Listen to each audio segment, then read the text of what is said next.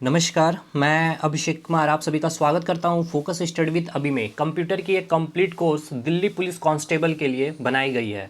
आपके एग्जामिनेशन में Delhi police constable में 10 क्वेश्चन पूछे जाने हैं, यानी कि 10 मार्क्स आपके यहां पे बनेंगे केवल कंप्यूटर से। ठीक है, पिछले साल नहीं ऐड किए गए थे, लेकिन इस बार यहां पे सिलेबस में नया ऐड किया गया है कंप्यूटर को। तो देखिए, जो सिलेबस वहाँ पे मैं जो बताया गया है, आप जब जैसे कि आपने सिलेबस देखा भी होगा, तो एमएस वर्ड से आपको यहाँ पे डाला गया सिलेबस को फंडामेंटल डाला गया कंप्यूटर का, मतलब कि पूरा हिस्ट्री कंप्यूटर का आपको पढ़ना पड़ेगा। फर्स्ट कौन है, तेज कंप्यूटर कौन थे, इनपुट आउटपुट, उसके बाद मशीनी लैंग्वेज, सारा कुछ ज़्यादा इंपॉर्टेंट यहाँ पे मशीनी लैंग्वेज और कंप्यूटर के जो पार्ट्स वगैरह है या फिर कंप्यूटर की जो हिस्ट्री है, यहाँ पे काफ़ी, यहाँ से कम 3 से 4 सवाल आपके फंसेंगे यहाँ से। ठीक है, एमएस वर्ड से कम आपके 3 सवाल यहाँ पे फंस जाएंगे। मैं बता देता हूँ आपको, इंटरनेट से कम 1 से 2 सवाल आपके फंसेंगे, वेब ब्राउजर से 1 से 2 सवाल, और एक्सेल से कम 2 सवाल फंसेंगे ही फंसेंगे।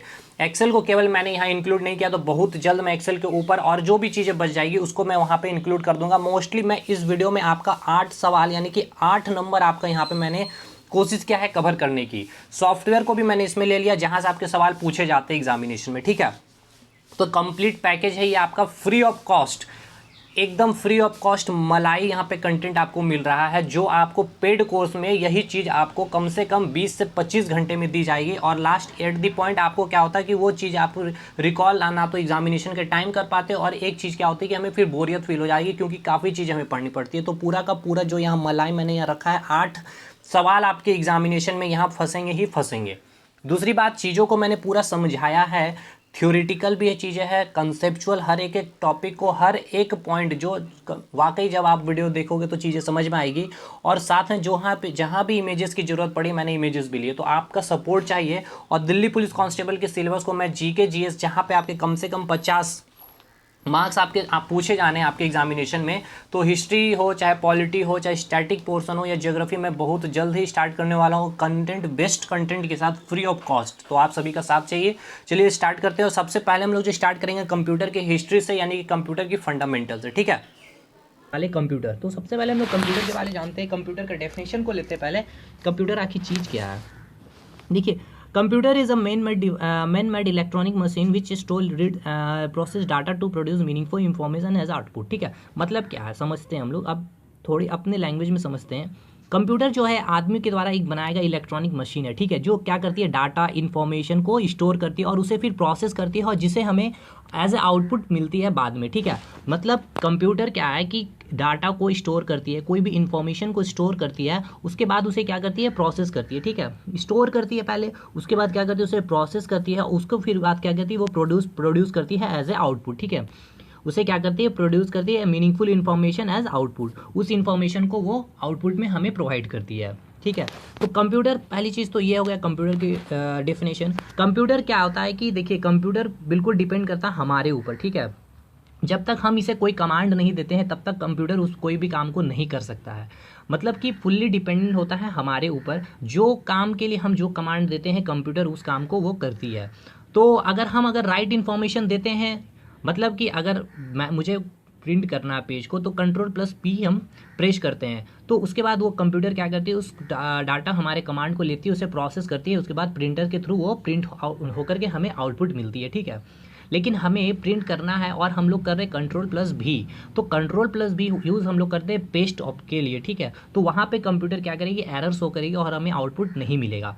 तो मतलब इससे ये निकलता है कि कंप्यूटर में चीज़ें तो सब कुछ फिक्स है, लेकिन वो तब वर्क करेगी जब हम उसके ऊपर कमांड करेंगे, यानी कि कंप्यूटर डिपेंड किस पे करती है, हमारे ऊपर ही डिपेंड करती है। तो ये जो था बेसिक चीज़ थी। अब आते हैं एक टर्म से गीगो। ठीक है, GIGO, हर बार मतलब क्या कि बहुत ही पेड क्वेश्चन है, गवर्नमेंट एग्जामिनेशन में आपको देखने को मिलेगी, SSC में खास करके काफ़ी बार आई हुई है। देखिए, गीगो में क्या पूछ लिया जाता है, इसका फुल फॉर्म पूछ लिया जाता है। इसका फुल फॉर्म होता है गार्बेज इन और गार्बेज आउट। देखिए, ये चीज़ें क्या है, मतलब कि क्या है कि अगर आप इनपुट ही गलत दोगे तो आपको आउटपुट क्या मिलेगा, गलत ही मिलेगा, एरर ही आएगा। अगर आप अब सब डिपेंड करता है आपके इनपुट के ऊपर। तो वही है आपका गीगो, गार्बेज इन और गार्बेज आउट। मतलब यहाँ लिखा हुआ है कि if the input data is wrong then the output will be error. ठीक है, तो गीगो का मीनिंग ये होता है, ये इंपॉर्टेंट है आपके एग्जाम के लिए। ठीक, नेक्स्ट बात करते हैं, अब कुछ चीज़ें को लेते हैं कि कुछ डेवलपमेंट ऑफ कंप्यूटर, किस तरह से कंप्यूटर डेवलप किया है। ठीक है, तो सबसे पहले चीज़ को देखते हैं, इन्हें क्या है कि कंप्यूटर को 2 एरा में क्लासिफाइड किया गया। एरा मतलब होता है टाइम पीरियड, मतलब एक लंबे काल, ठीक है। एरा का मतलब हो गया टाइम पीरियड, एक सर्टेन टाइम पीरियड था, काफ़ी समय तक जो कोई चीज़ें चलती है उसे हम क्या कहते हैं, एरा। तो इसे 2 पार्ट में रखा गया है, मैकेनिकल एरा और सेकंड रखा गया इलेक्ट्रॉनिक एरा में।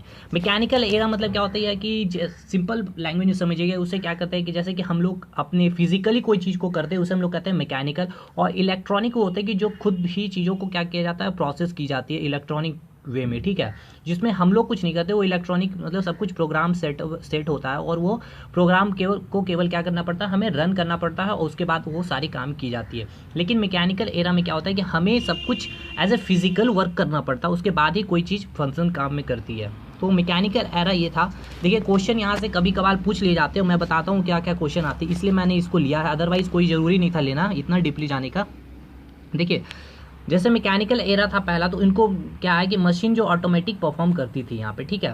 तो पहला जो मैकेनिकल एरा था एबाकस, ठीक है। फर्स्ट क्वेश्चन यहाँ से आया हुआ था एक बार कि फर्स्ट मैकेनिकल कैलकुलेटिंग डिवाइस कौन सी थी, तो एबाकस थी या फिर नेपियर बोन्स थी या फिर कोई भी ऑप्शन आपको मिल सकता है, तो एबाकस थी, ठीक है। इसलिए देखिए मैं जो डिस्कस कर रहा हूँ कहीं ना कहीं कभी ना कभी एग्जाम में आया हुआ है, तभी मैं डिस्कस कर रहा हूँ, अदरवाइज कोई मुझे इतना इंटरेस्ट नहीं है इतना डीपली जाने का। और यहाँ से अब क्वेश्चन यहाँ से ये बन सकता है कि यहाँ पे क्या होता था कि बिट्स को यूज़ किया जाता है। बिट्स मतलब आप समझो छोटे छोटे, जैसे बिट्स का मतलब एक एग्जांपल इसे, जैसे छोटे छोटे ईंटें पत्थर होते हैं ना, या फिर ऐसे समझो जैसे मोतियों की जो होती है, छोटी छोटी मोतियों को जोड़ जोड़ कर क्या क्या एक माला बना दिया जाता, तो उसी तरह से यहाँ पे ये काम करती थी एबाकस। बिट्स इसमें क्या किए जाते थे, एक परफॉर्म किया जाता था, उसे जोड़ जोड़ कर किया जाता था, उसके बाद कैलकुलेशन होता था, कोई भी जोड़ करना था या फिर सब्ट्रैक्शन करना होता है या मल्टीप्लिकेशन करना पड़ता है या फिर डिवीजन करना होता है, तो उसके लिए हम लोग क्या, कौन हेल्प करता था एबाकस में, बिट्स। तो यहाँ से ऐसे भी क्वेश्चन बन सकते थे कि बन सकता है कि एबाकस में क्या यूज़ किया जाता था, तो बिट्स यूज़ किए जाते हैं। और एबाकस का जो डेवलपर, जो मतलब बोल सकते हो कि डिस्कवर जो किए थे, वो चाइना ने सबसे पहले एबाकस को डिस्कवर किया, ठीक है। एज आप लोग को पता भी होगा चाइना टेक्नोलॉजी के मामले में काफ़ी आगे है, तो सबसे पहले चाइना ने ही डिस्कवर किया था एबाकस को। देखिए यहाँ से ये 2 इंपॉर्टेंट क्वेश्चन आपको बनता है कि फर्स्ट मैकेनिकल कैलकुलेटिंग डिवाइस और आपका चाइना जो है डिस्कवर किया था एबाकस को। नेक्स्ट मैकेनिकल एरा में जो आया आपका नेपियर बॉन्स आया था। अब यहाँ से आपका इन्वेंटर पूछा जा सकता है या पूछा गया एक बार, तो ये जो थे जॉन नेपियर, ठीक है। आप अगर लूसेंट को भी पढ़ोगे तो आपको यहाँ से ही मिलेगा सब कुछ, तो आप लूसेंट बुक को भी फॉलो कर सकते हैं, अदरवाइज आप अगर मुझे फॉलो कर रहे हो तो आप बिल्कुल आँख बंद करके फॉलो कीजिए, और आपको कोई बुक खरीदने की जरूरत नहीं, आप अगर खरीद सकते हो और खुद से पढ़ सकते हो तो वेल एंड गुड, लेकिन आप हमें फॉलो कर सकते हो, ठीक है। तो यहाँ से क्वेश्चन बन सकता है नेपियर बोन्स के इन्वेंटर के बारे, तो जॉन नेपियर। कभी कभार हिस्ट्री बैकग्राउंड से क्वेश्चन आ जाते हैं, इसीलिए मैंने लिया है। नेक्स्ट, ये तो मतलब पेड क्वेश्चन है एसएससी में, कई बार आया हुआ है, इंपॉर्टेंट है आपका। पास्कल कैलकुलेटर का इन्वेंटर कौन थे, तो ब्लेसी पास्कल, ठीक है। तो आप इसको सिंपल पास्कल से याद कीजिएगा, पास्कल कैलकुलेटर का इन्वेंटर पास्कल है, ठीक है, ब्लेसी पास्कल।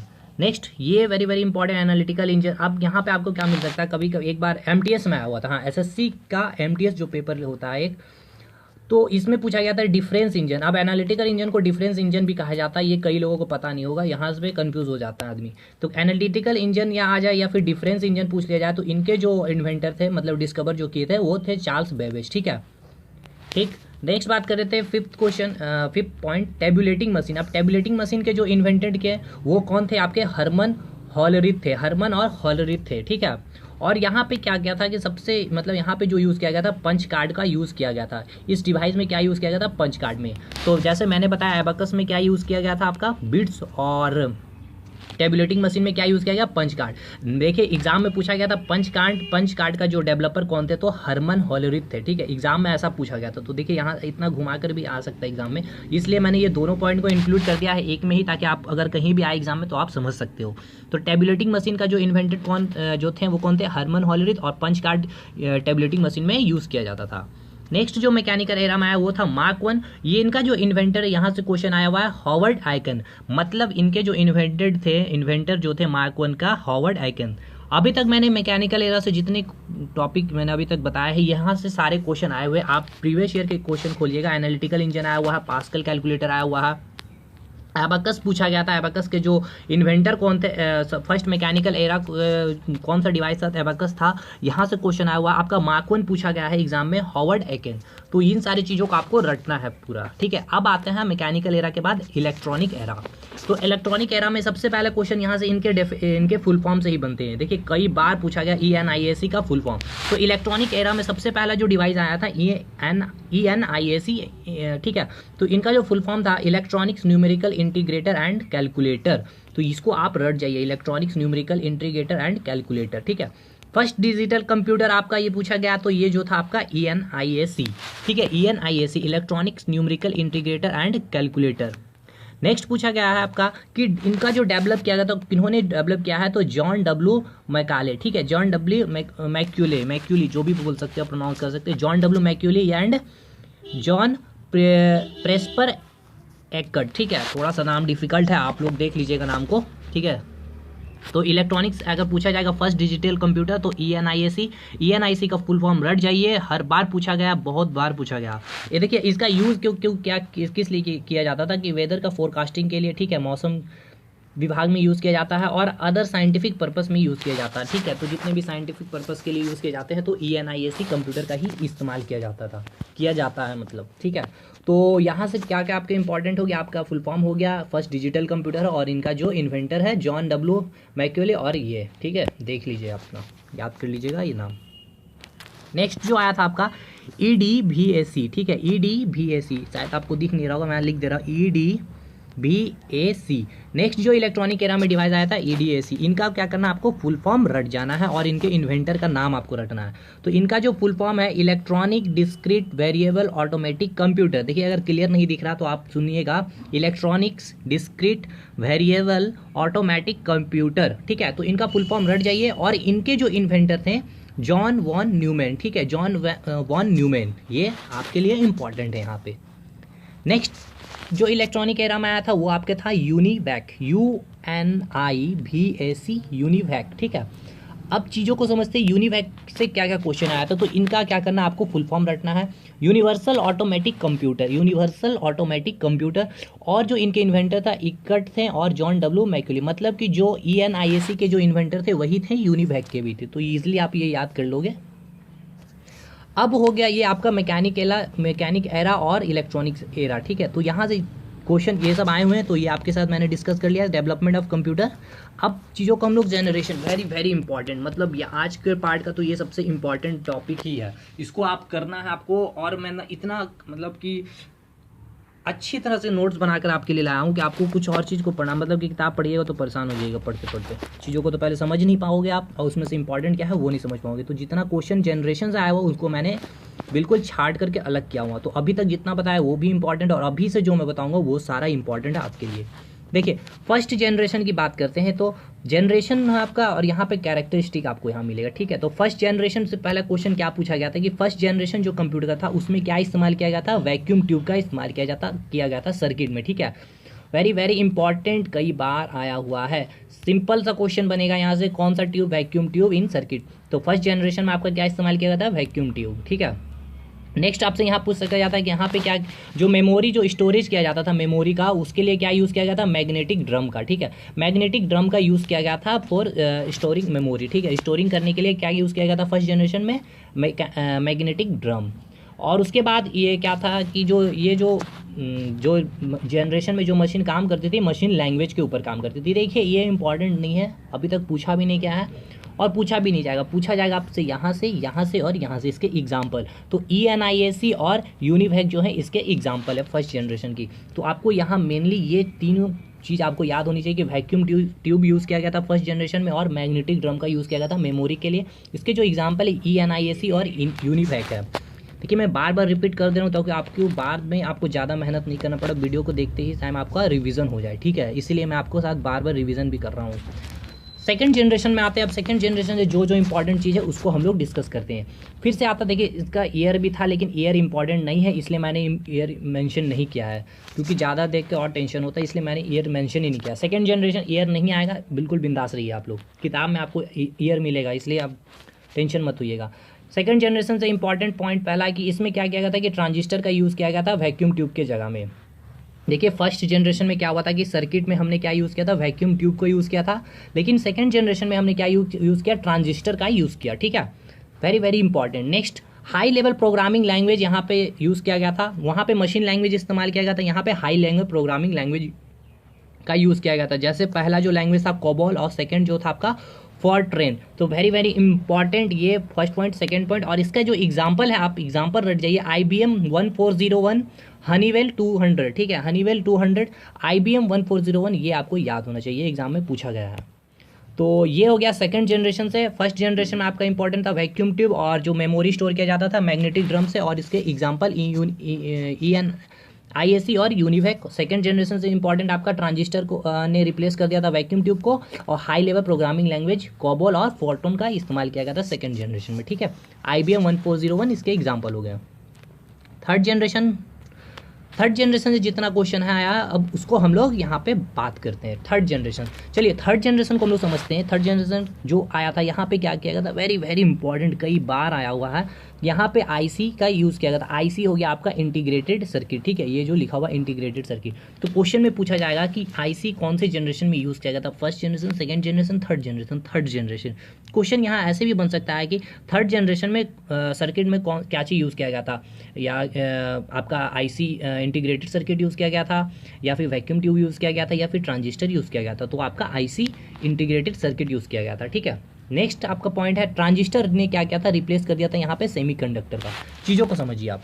देखिए सबसे पहले क्या हुआ था, सेकंड जनरेशन में हुआ क्या कि ट्रांजिस्टर का यूज़ किया गया था। उसके बाद थर्ड जनरेशन में क्या हुआ कि ट्रांजिस्टर को रिप्लेस करके सेमीकंडक्टर का यूज़ किया गया। अब सेमीकंडक्टर क्या होता है इसको समझिए। एक चीज़, पहले चीज़ को देखिए, पहला आपका होता है एक इंसुलेटर होता है और एक होता है आपका कंडक्टर, ठीक है। इंसुलेटर वो चीज़ होता है जिससे क्या होता है करंट पास नहीं करता है, और कंडक्टर वो होता है कि करंट यहाँ से ईजिली पास हो जाती है। इंसुलेटर जिससे करंट पास नहीं होती है, और कंडक्टर जिससे ईजिली करंट पास हो जाती है। अब इंसुलेटर और कंडक्टर के बीच में जो होता है, इंसुलेटर और कंडक्टर के बीच जो होता है उसे हम कहते हैं सेमीकंडक्टर, ठीक है। तो ये जो होता है आपका सेमीकंडक्टर। नेक्स्ट आप समझ गए होंगे कि सेमीकंडक्टर अब क्या होता है, जिससे करंट इजीली इससे भी पास होती है, लेकिन ये इंसुलेटर और कंडक्टर के बीच में होता है सेमीकंडक्टर। एक क्वेश्चन यहाँ से ये पूछा जाता है कि सेमीकंडक्टर जो बना हुआ होता है किससे बना हुआ था मेनली, तो मेनली जो बना होता है सिलिकॉन से बना होता है। आपको ऑप्शन में मेनली सिलिकॉन ही मिलेगा, तो सिलिकॉन ही आपको मार के आना है। वैसे जर्मेनियम से भी बना होता है, बोरॉन से भी बनता है, लेकिन मेनली जो आपको एग्जाम में मिलेगा सिलिकॉन मिलेगा, ठीक।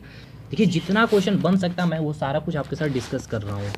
नेक्स्ट, इस जनरेशन में ही ऑपरेटिंग सिस्टम का इंट्रोड्यूस किया गया था। वेरी वेरी इंपॉर्टेंट क्वेश्चन पूछा गया था कि ऑपरेटिंग सिस्टम, देखिए अगर हार्ड बनता ना क्वेश्चन, देखिए 50 क्वेश्चन आपके एग्जाम में अगर आने वाले हैं तो काफ़ी अच्छे से पढ़ के आपको जाना पड़ेगा पूरे डिटेल में। तो ऑपरेटिंग सिस्टम का यूज़ कौन से जनरेशन में किया गया था, तो थर्ड जनरेशन का यूज़ किया था। अब ऑपरेटिंग सिस्टम क्या होता है भाई, इस चीज़ को हम लोग समझते हैं। देखिए बिल्कुल हिंदी भाषा में हम लोग समझेंगे। Computer system, sorry, operating system क्या होता है कि कंप्यूटर का जो हार्डवेयर होता है ना, देखिए हार्डवेयर क्या हो गया आपका, जो कंप्यूटर हो गया, माउस हो गया, प्रिंटर हो गया, कीबोर्ड हो गया, वो आपका हार्डवेयर है जिसके आप क्या कर सकते हैं, अपने हाथों से छू सकते हो, ठीक है। जिसको आप हाथों से छू सकते हो उसे हम कहते हैं हार्डवेयर, और जिसको आप अपने हाथों से छू नहीं सकते हो, केवल देख सकते हो। जैसे कि आप अपने डेस्कटॉप में देखे होंगे काफ़ी सारे आइकन्स बने होंगे, फोल्डर्स बने होंगे। अब आप बताइए उस फोल्डर को छू सकते हैं, नहीं ना। क्या करते हो आप, उसको माउस से वहाँ पे क्या करते हो, क्लिक करते हो, उसके बाद ओपन करते हो। तो वो आपका हो गया सॉफ्टवेयर, मतलब जिसको आप छू नहीं सकते वो हो गया आपका सॉफ्टवेयर। और आप जिसको ईजिली छू सकते हो, एक जगह से दूसरी जगह मूव कर सकते हो, उसको क्या कहते हैं, हार्डवेयर। जैसे कंप्यूटर सिस्टम हो गया, CPU हो गया, प्रिंटर, कीबोर्ड, सबको आप छू सकते हो, तो वो हो गया आपका हार्डवेयर। तो हार्डवेयर और यूज़र जो कंप्यूटर को चला रहा हो उसके बीच जो रिलेशन को, उन दोनों के बीच में जो रिलेशन इस्टेब्लिश करता है उसको हम क्या कहते हैं, ऑपरेटिंग सिस्टम, ठीक है। ऑपरेटिंग सिस्टम, आई होप आप लोग समझ गए होंगे कि कंप्यूटर का हार्डवेयर जो बाहरी ढांचा होता है जिसे हम लोग छू सकते हैं, और जो कंप्यूटर को चला रहा है, मतलब जो हम लोग चलाते हैं कंप्यूटर को, यूज़र जिसे कहते हैं, उसके बीच एक रिलेशन बनाता है कौन, ऑपरेटिंग सिस्टम। ऑपरेटिंग सिस्टम जैसे विंडोज़ हम लोग यूज़ करते हैं, एप्पल ही होता है, लाइनक्स, एक्सेट्रा, बहुत सारे ऑपरेटिंग सिस्टम आ गए हैं। तो आई होप आप ऑपरेटिंग सिस्टम समझ गए होंगे किसको कहते हैं। फोर्थ जनरेशन की बात करते हैं। अब फोर्थ जनरेशन जो अभी भी हम लोग चला रहे हैं, अभी भी चल रहा है फोर्थ जनरेशन ही, ठीक है। तो फोर्थ जनरेशन में अभी जो कंप्यूटर चल रहा है, आप नॉर्मली आपने देखा भी होगा, फोर्थ जनरेशन का कंप्यूटर आप लोग यूज़ भी कर रहे होंगे।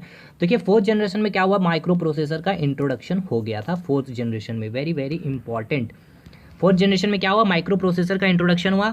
Large scale of integrated circuit use किए गए थे यहाँ पे, ठीक है। काफ़ी सारे इंटीग्रेटेड सर्किट का यूज़ किया गया था एक ही चिप में। मतलब क्या हुआ कि पहले क्या होता था, अभी क्या हो रहा है कि इंटीग्रेटेड सर्किट इतना है, मान ले बहुत सारे, उसको एक ही चिप में क्या गया है, लगा दिया गया है। यही लिखा हुआ है कि लार्ज, ये इंपॉर्टेंट नहीं है, मतलब बस ये जानना होना, आपको जानकारी होना चाहिए। तो इसमें क्या हुआ है कि लार्ज जो एडवांस होते चला गया किस तरह से कंप्यूटर।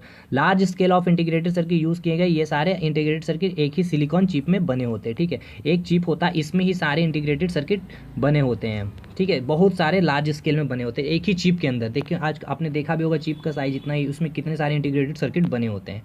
तो यहाँ पे आपका 4th generation important micro processor है ओनली, ठीक है। जैसे आप इसका एग्जांपल आप देख सकते हैं, माइक्रो कंप्यूटर हो गया, माउस हो गया, ग्राफिकल यूजर इंटरफेस GUI हो गया, एप्पल 2, ये सारे एग्जांपल है 4th जनरेशन के। कोई इंपॉर्टेंट नहीं है एग्जांपल, बस आपका यहाँ पे 4th जनरेशन इंपॉर्टेंट है माइक्रो प्रोसेसर। 5th जनरेशन जो है आपका अभी आने वाला। तो 5th जनरेशन जो अभी आने वाला है, जैसा बातें चल रही है कि आर्टिफिशियल इंटेलिजेंस, ठीक है। इससे बस इतना आप इतना याद रखिएगा, 5th जनरेशन से अगर आता है अगर क्वेश्चन, अभी तो बात ही चल रहा है 5th जनरेशन में कंप्यूटर ऐसा हो सकता है। आर्टिफिशियल इंटेलिजेंस मतलब क्या होगी, कंप्यूटर मतलब कि अब कंप्यूटर के अंदर भी फीलिंग आ जाएगी, उनसे भी मतलब थकेगी कंप्यूटर, वो भी, ये सब बातें अभी चल रही है, मतलब उसे आने में बहुत साल है, बहुत, उसके बारे बात छोड़िए। 5th जनरेशन बस इतना याद रखिएगा, आर्टिफिशियल इंटेलिजेंस, ठीक है। इतना हमें डीपली नहीं जाना। तो क्वेश्चन अगर आता है तो आपको ऑप्शन में यही मिलेगा, artificial intelligence.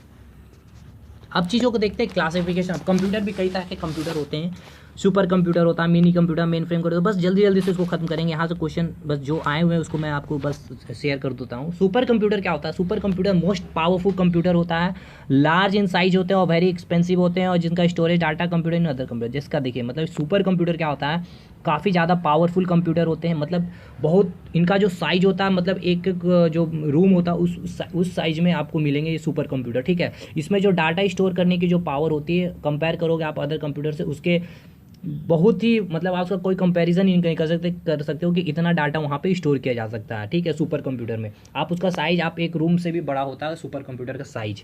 First super computer बात कर ले तो CRAY Cray 1 है। फर्स्ट सुपर कंप्यूटर क्वेश्चन पूछा गया था, फर्स्ट सुपर कंप्यूटर का नाम क्या है, CRAY Cray 1, और कई बार आया हुआ एग्जाम में। और next first super computer India की अगर पूछ ली जाए तो वो है आपका परम। Very very important both question, ठीक है। फर्स्ट सुपर कंप्यूटर Cray 1 और first super computer of India परम। अब इसकी यूज़ कहाँ की जाती है, सुपर कंप्यूटर डिफेंस में यूज़ किया जाता है आपका, ठीक है। वेपन्स वगैरह में यूज़ किया जाता है, जहाँ पे रखे हुए जाते हैं। सैटेलाइट कम्युनिकेशन होता है, वहाँ पे यूज़ किया जाता है। न्यूक्लियर रिसर्च में यूज़ किया जाता है। वेदर फोरकास्टिंग में ये सुपर कंप्यूटर का यूज़ किया जाता है, क्योंकि वहाँ पे कई सारे डाटा स्टोर करने पड़ते हैं, काफ़ी इन्फॉर्मेशन स्टोर करना पड़ता है। तो आप उसके लिए एक नॉर्मल मिनी कंप्यूटर का इस्तेमाल नहीं कर सकते, इसके लिए आपको सुपर कंप्यूटर का यूज़ करना ही पड़ता है। नेक्स्ट आता है main frame computer. Main frame computer का मेनली यूज़ आप देख लीजिए क्या होता है, कहाँ पे रेलवे में यूज़ किया जाता है, एयरलाइन में यूज़ किया जाता है, इंश्योरेंस कंपनियों में यूज़ किए जाते हैं। अगर आप इनके स्टोरेज के डाटा जो इसको इनका भी जो स्टोर करने का डाटा की कैपेसिटी काफ़ी अधिक होती है, लेकिन कंपेयर करोगे सुपर कंप्यूटर से थोड़ी सी कम होती है, लेकिन अच्छी इनकी भी स्टोरेज करने की पावर होती है, और इनका भी साइज़ अच्छा होता है, काफ़ी एक्सपेंसिव होता है, और ये काफ़ी मतलब इन्हें जो बिल्कुल ठंडे जगह में रखे जाते हैं, वहाँ काफ़ी सारे AC वगैरह होता है, वहाँ पर ही इन सारे कंप्यूटर को रखे जाते हैं, ठीक है। नेक्स्ट आता है आपका मिनी कंप्यूटर। मिनी कंप्यूटर देखिए, मिनी कंप्यूटर क्या होता है कि ये जो होता है इनका जो पावर होता है, मतलब कैपेसिटी जो होता है स्टोर करने की, मेन फ्रेम कंप्यूटर और माइक्रो कंप्यूटर जो हम लोग अभी इस्तेमाल करते हैं उसके बीच में इसके पावर होती है। सिंपली इस चीज़ को समझिए, कोई क्वेश्चन यहाँ से नहीं आएगा। जो सुपर कंप्यूटर क्वेश्चन आने वाला तो उसको मैं बना दिया। अब कंप्यूटर का कैटेगरी हम लोग पढ़ रहे थे तो सोचा मैं आपको क्लासिफिकेशन पढ़ रहे तो सोचा सब कुछ आपको बता ही दूँ। अब माइक्रो कंप्यूटर जो हम लोग यूज़ करते हैं बेस्ड ऑन माइक्रो प्रोसेसर, ठीक है। हम लोग जो माइक्रो प्रोसेसर अभी जो हमारे कंप्यूटर में यूज़ किया जाता है, जिसे हम लोग कहते हैं माइक्रो कंप्यूटर, जो 4th जनरेशन जो अभी आपको डिस्कस किया था। तो यहाँ पे आपको खत्म होता है ये सारा चीज़। अब आता है आपका classification of computer by types of data. अब डाटा के अकॉर्डिंग कंप्यूटर को क्लासीफाई किया गया है, ठीक है। तो पहला है आपका एनालॉग कंप्यूटर, सेकंड है आपका डिजिटल कंप्यूटर, और एक है आपका हाइब्रिड कंप्यूटर। तो एनालॉग कंप्यूटर को हम लोग समझते हैं चीज़ों को अच्छी तरह से। एनालॉग कंप्यूटर क्या है कि इस जो कंप्यूटर होता है इसमें जो इन्फॉर्मेशन जो ना कंटिन्यूअस प्रोवाइड की जाती है, जैसे कि आप इसका फिगर देखिए, यहाँ बिल्कुल कंटिन्यू यहाँ पे इन्फॉर्मेशन प्रोवाइड की जाती है।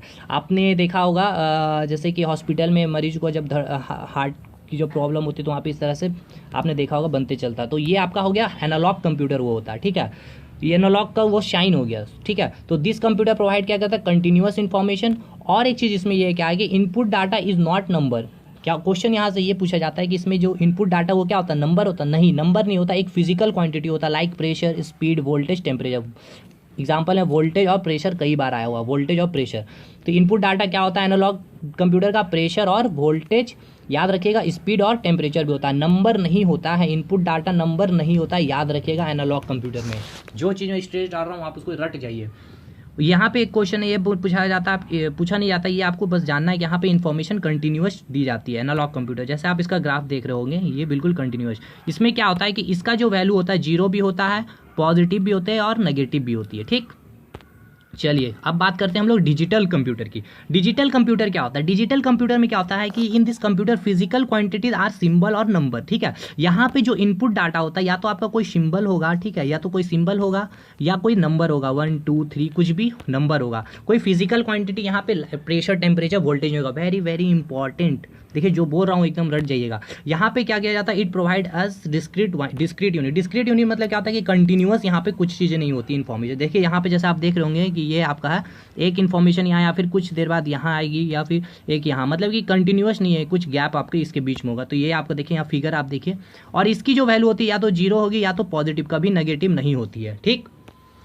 अब बात करते हैं हाइब्रिड कंप्यूटर। हाइब्रिड कंप्यूटर क्या होता है? कॉम्बिनेशन होती है एनालॉग की और डिजिटल कंप्यूटर की, ठीक है। यहाँ जैसे लिखा हुआ combination of analogue and digital computer. एक चीज़ मैं आपको बताना भूल गया कि एनालॉग कंप्यूटर की जो एक्यूरेसी होती है ना, बहुत ही अच्छी होती है। एक्यूरेसी एंड स्पीड बहुत ही अच्छी होती है एनालॉग कंप्यूटर की, ठीक। अब आप जैसे हॉस्पिटल में आपने देखा होगा, जो मशीन की मैं बात कर रहा था, जो प्रेशर वगैरह जो आप जाते हैं, जैसे हार्ट के प्रॉब्लम, तो आपने देखा होगा इस तरह से यहाँ पे चल रहा होगा, यहाँ पे आपको कुछ नंबरिंग भी मिलता होगा। तो ये आपका होता था हाइब्रिड कंप्यूटर, क्योंकि यहाँ पे एनालॉग कंप्यूटर जो कंटिन्यूअस इन्फॉर्मेशन दे रहा है, आपका क्वांटिटी जो होता है यहाँ पे, ये आपका वोल्टेज या फिर प्रेशर जो भी बता रहा होगा, यहाँ पे नंबर इनपुट डाटा होता है। तो यहाँ पे ये जो कॉम्बिनेशन होता है आपका एनालॉग कंप्यूटर और डिजिटल कंप्यूटर, जिसे हम लोग हाइब्रिड कंप्यूटर कहते हैं, ठीक है। आई होप आप लोग समझे होंगे इस चीज़ को। अब और चीज़ों को मैं देख लेते हैं, इंपॉर्टेंट पॉइंट जो काफ़ी बार मतलब फ्रीक्वेंटली पूछे गए। तो जो टॉपिक जो चीज़ को समझाना, तो वहाँ से जो बना था क्वेश्चन मैं आपको डिस्कस कर दिया। अभी और मैं 10 क्वेश्चन 11 क्वेश्चन आपको डिस्कस करूँगा, जो देखिए लिखा हुआ अभी कि ask previously exam like SSC bank and state examination, मतलब कहीं भी यहाँ कोई भी ना कोई एग्जाम में आपसे पूछा गया। अब उस क्वेश्चन से कितने आ सकते हैं एग्जाम में पूछे गए पॉइंट्स, वो सारा मैंने बनाया। देखिए क्वेश्चन ये था कि optical fibres are used in place of wire cable because. अब ऑप्टिकल फाइबर का क्यों यूज़ करते हैं in place of wire cable? Wire cable की जगह हम लोग ऑप्टिकल फाइबर का क्यों इस्तेमाल करते हैं? तो ऑप्शन में ये था कि they do not generate magnetic field. पहली चीज़ ये है कि ये मैग्नेटिक फील्ड को जनरेट नहीं करती है। एक बार और आप इसके और ऑप्टिकल फाइबर का बारे जान लीजिए, ये क्या होती है, काफ़ी इकोनॉमिकल होती है और इफिशियंट जो होता है, इसमें डाटा को आप ट्रांसफर कर सकते हैं, मतलब ईजी वे में डाटा यहाँ पे ट्रांसफर हो जाती है, काफ़ी इकोनॉमिकल, काफ़ी ज़्यादा एक्सपेंसिव नहीं होती, और यहाँ से क्या होता है कि मैग्नेटिक फील्ड की जनरेशन नहीं होती है। तो इंपॉर्टेंट पॉइंट आपका ये है और ये है आपका फर्स्ट एंड सेकेंड, ठीक। नेक्स्ट बात करते हैं मॉडेम। मॉडेम क्या? देखिए मॉडेम आप लोग इस्तेमाल करते होंगे। देखिए मॉडेम आखिर होता है क्या? Modem is hardware which is use to transfer data information from computer to mobile, pen drive, card reader etcetera. मतलब आप ये कंप्यूटर है, यहाँ पे आपने क्या किया, एक मॉडेम लगा दिया, या भी कोई भी चीज़ को लगा दिया, हार्डवेयर को। ये हार्डवेयर जिसको आप छू सकते हो, हार्डवेयर समझ रहे हो ना, हार्डवेयर जिसको आप छू सकते हो, सॉफ्टवेयर जिसको आप छू नहीं सकते हो, ठीक। तो आपने इसको लगा दिया। अब यहाँ से क्या किया आपने, ये डाटा को या तो आप इस जो कंप्यूटर में डाटा उससे आप क्या किया, यहाँ से कॉपी करके यहाँ पेस्ट कर लिया और इसको आप अपने मोबाइल में ले लिए। तो मॉडेम वही होता है। तो क्वेश्चन ये पूछा गया था कि मॉडेम इज डिराइव फ्रॉम, ठीक है। तो मॉडेम का जो मीनिंग क्या होता है, इस चीज़ को समझिए। मॉडेम का जो मीनिंग होता है MODEM। मॉडेम MO मिस हो गया मॉडरेटर, और DEM मिस हो गया डी मॉडरेटर। तो मॉडरेटर करता क्या है आपका, ये जो क्या करता है, कन्वर्ट करता है हमारे डिजिटल सिग्नल को एनालॉग सिग्नल में, और उसके बाद फिर से एनालॉग को डिजिटल सिग्नल में कन्वर्ट कर देता है। तो जब ये डिजिटल से एनालॉग में कन्वर्ट करता है तो इसे हम कहते हैं मॉड्यूलेटर, और जब एनालॉग से डिजिटल सिग्नल में कन्वर्ट करता है इसे हम कहते हैं डीमॉड्यूलेटर, ठीक। तो मॉडेम यही डिराइव करता है। तो जैसे यहाँ बताया गया कि मॉडरेटर का मीनिंग क्या हो गया, convert digital signal to analogue signal. देखिए अच्छे तरह से मॉडेम स्टैंड हो गया पहले, तो ये देखिए मॉडेम MO हो गया आपका मॉडरेटर, DM हो गया डी मॉडरेटर। मॉडरेटर का मीनिंग क्या हो गया, convert digital signal to analogue signal, और डी मॉडरेटर क्या हो गया, convert analogue to digital signal, ठीक। एनालॉग सिग्नल डिजिटल सिग्नल आपको पता ही दिए कि जो कंप्यूटर मैंने आपको समझाया, एनालॉग कंप्यूटर कंटिन्यूअस है, यहाँ पे डिस्क्रीट मैनर में आपको मिलेगी, ठीक। आगे बढ़ते हैं। नेक्स्ट क्वेश्चन था कॉम्पैक्ट डिस्क, ठीक है। Compact disc is the data storage type of the type, मतलब किस टाइप की जो डाटा स्टोरेज होती है, तो ये ऑप्टिकल टाइप की होती है, ये बस याद है। कॉम्पैक्ट डिस्क आखिर क्या होता है, यहाँ पे भी आपको पता है कि यहाँ पे डाटा को स्टोर किया जाता है, CD वगैरह जो लगाते हैं, information data in digital form में स्टोर किया जाता है। तो आपको बस ये याद रखना ऑप्टिकल टाइप, ठीक। कई बार आया हुआ ये क्वेश्चन। अब बात आया IC chip integrated circuit chip for computer are usually made of. अब इंटीग्रेटेड सर्किट जो होता है ये किससे बने होते हैं, सिलिकॉन से बना होता है, ये बता चुका हूँ। और ये कहाँ कब यूज़ किया गया था, कौन से जनरेशन में, 3rd जनरेशन। तो देखिए जितने क्वेश्चन बन सकते हैं, जो पॉइंट उससे या फिर आए हुए हैं, सब कुछ मैंने एक ही नोट्स में आपके साथ डिस्कस किया हूँ, तो काफ़ी इंपॉर्टेंट सीरीज होगा ये आपके लिए। Next very very important question, where is the proposed Microsoft software development centre in India? कहाँ पे सबसे पहला जो माइक्रोसॉफ्ट सॉफ्टवेयर का जो डेवलपमेंट सेंटर बनाया गया था आपका? हैदराबाद में 1998। Year not important but place very very important, कई बार आपका आया हैदराबाद। 6th क्वेश्चन को लेंगे, where is the national institute of excellence in the field of information technology and align science propose to be set up? ठीक है, ये भी काफ़ी इंपॉर्टेंट, इलाहाबाद, आईआईटी इलाहाबाद में किया गया था आपका। National institute of excellence in the field of information, IT के जो नेशनल इंस्टीट्यूट ऑफ एक्सीलेंस जो फील्ड जो अलाइड साइंस जो प्रपोज किया गया था, जो सेटअप किया गया था इलाहाबाद में, आईआईटी इलाहाबाद। ठीक है, वेरी वेरी इंपॉर्टेंट।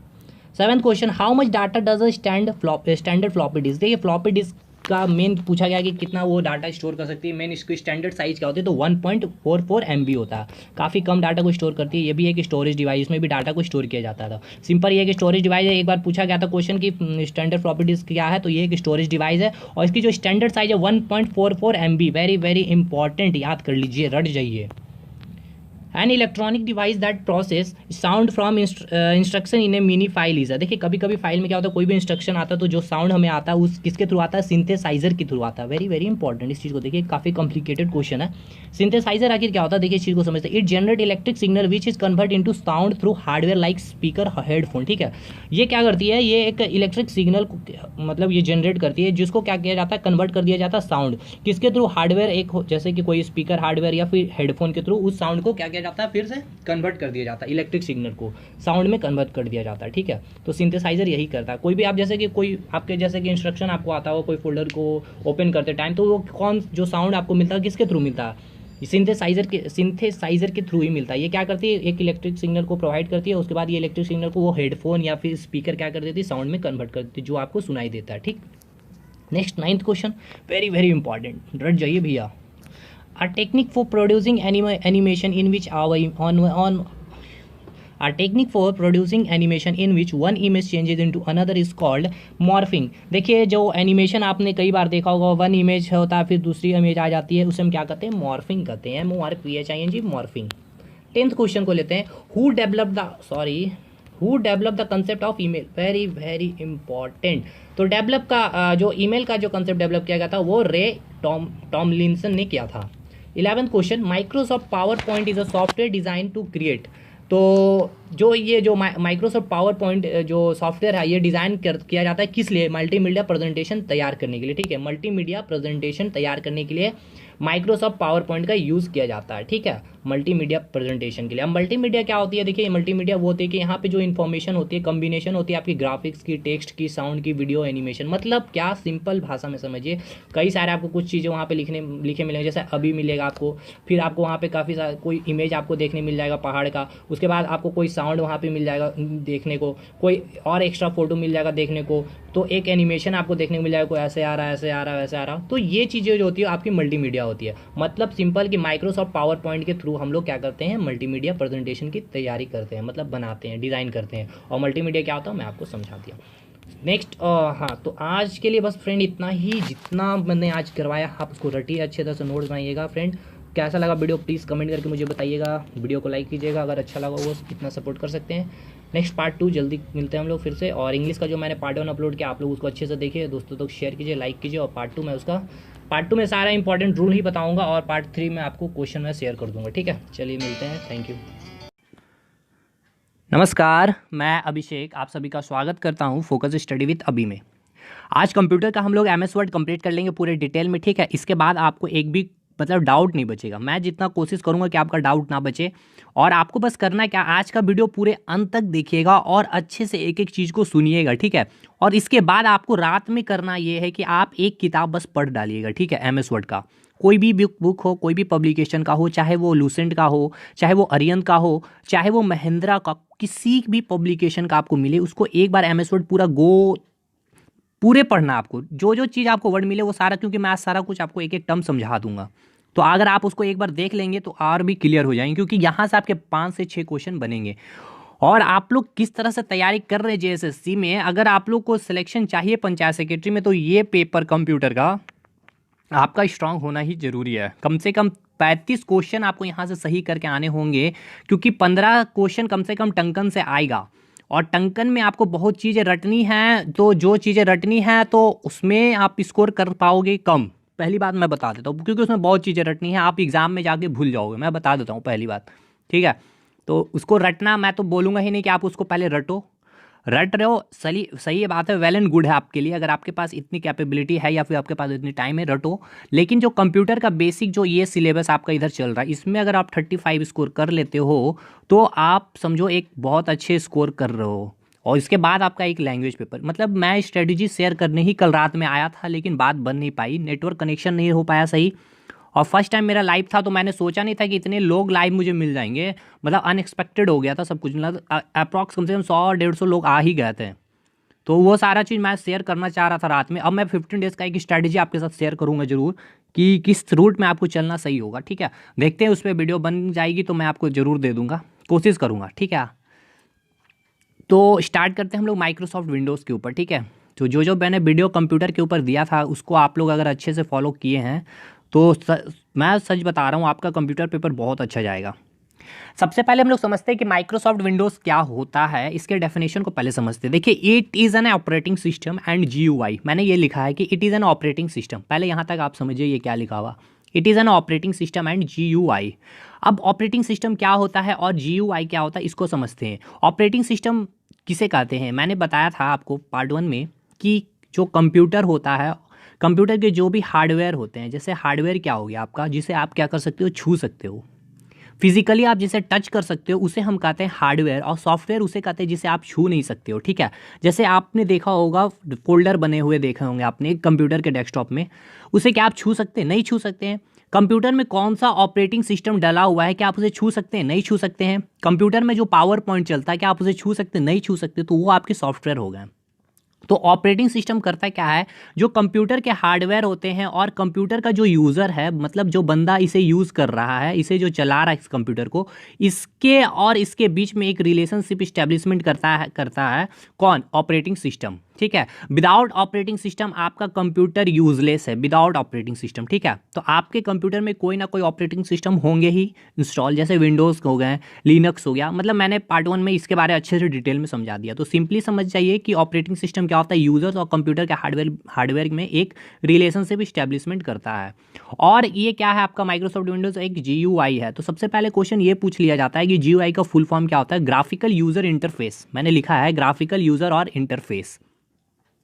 अब इसको अगर आप सही से समझे होंगे कि क्या है full form graphical user interface, तो ये जो है आपका डेफिनेशन यहीं पे बन गया है, ठीक है। तो इसको हम समझते हैं क्या होता है। देखिए, सबसे पहले समझिए कि इंटरफेस का मतलब क्या होता है। देखिए, इंटरफेस का मतलब ये होता है कि जो ये मेनली इसका डेफिनेशन इंटरफेस का ये होता है कि दो चीज़ों के बीच में क्या होता है, एक कनेक्शन इस्टेब्लिशमेंट कराता है, ठीक है। मतलब ये भी एक रिलेशनशिप बनाता है दो चीज़ों के बीच में, चाहे वो दो इलेक्ट्रॉनिक कोई भी डिवाइस के बीच में हो सकता है, या तो कंप्यूटर के बीच में एक रिलेशनशिप, या कोई लिंक बना रहा हो उसके बीच में, या कोई एक यूज़र हो, एक बंदा कोई हो और उसके एक कंप्यूटर के बीच में एक लिंक इस्टेब्लिशमेंट कर रहा हो। तो ये कौन कर रहा है, ये GUI ही करता है। मतलब इंटरफेस का मैंने डेफिनेशन आपको बताया क्या, कि दो चीज़ों के बीच में एक कनेक्शन इस्टेब्लिशमेंट करता है।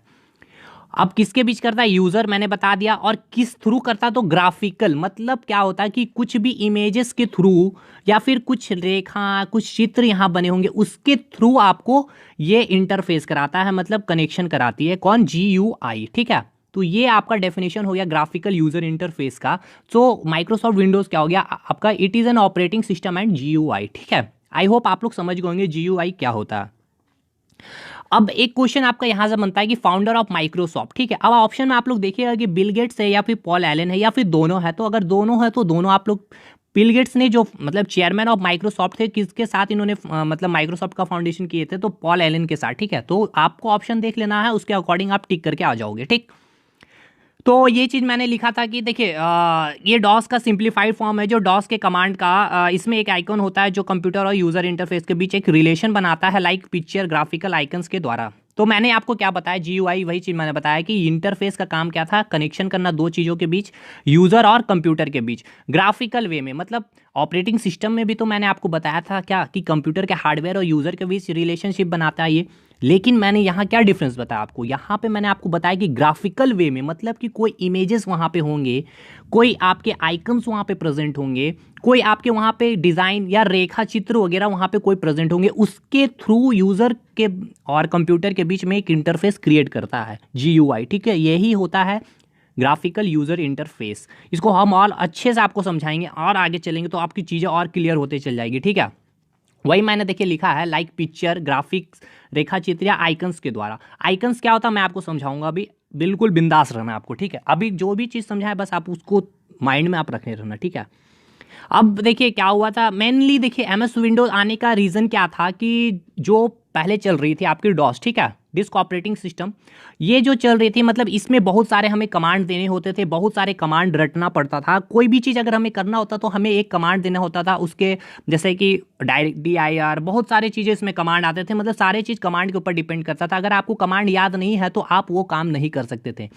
तो उसके बाद ही क्या हुआ, माइक्रोसॉफ्ट ने अपना माइक्रोसॉफ्ट विंडोज़ वर्जन 1 लॉन्च किया था इन्होंने। ठीक है, तो सिंपली ये समझिए ये डॉस का एक सिंप्लीफाइड फॉर्म था MS विंडोज़ 1, जो इसका ईयर रट जाइए आप, 1985 में इन्होंने लॉन्च किया था माइक्रोसॉफ्ट विंडोज़ वर्जन 1। ठीक है, लेकिन क्या हुआ इस टाइम इन्हें उतनी सक्सेस नहीं मिल पाई। क्यों नहीं मिल पाई, जो डॉस, जब यहाँ देखा क्या गया माइक्रोसॉफ्ट विंडोज़ 1 में कि जो डॉस में हम लोग कर रहे थे कि वही सेम काम हमें यहाँ भी करना पड़ रहा था, मतलब बहुत ही कम चीज़ें हमें यहाँ पे थोड़ी सी इजी हुई थी। मतलब कि सेम जो डॉस में हम लोग कर रहे थे, कमांड को रटना, टेक्स्ट वगैरह काफ़ी यूज़ कर रहे थे, वही चीज़ यहाँ MS विंडोज़ 1 में भी हो रहा था। तो 1985 में इसका सबसे पहले ईयर आप याद करके रखिएगा, 1985 में MS विंडोज़ वर्जन 1 आया था। ठीक है, MS विंडोज़ 1, उसके बाद ठीक, तो ये देखिए विंडोज़ 1 क्या हुआ, उतना पॉपुलर आपका हो नहीं पाया। तो उसके बाद 2 साल के बाद फिर से आया MS विंडोज़ 2, ये थोड़ा सा अपडेट फॉर्म में आया, मतलब यहाँ पे चीज़ें और थोड़ी सी आसान हो गई हमारे यूज़ करने के लिए। ठीक है, जहाँ पे सबसे पहले आपका एक्सेल और वर्ड यूज़ किया गया था MS विंडोज़ 2 में। तो क्वेश्चन ऐसा एक बार पूछा गया था, एक्सेल और वर्ड कौन से वर्जन में यूज़ किया गया है, तो MS विंडोज़ वर्जन 2 में। ईयर याद कीजिए 1987। ठीक है, 2 साल के बाद आया था वर्जन 2।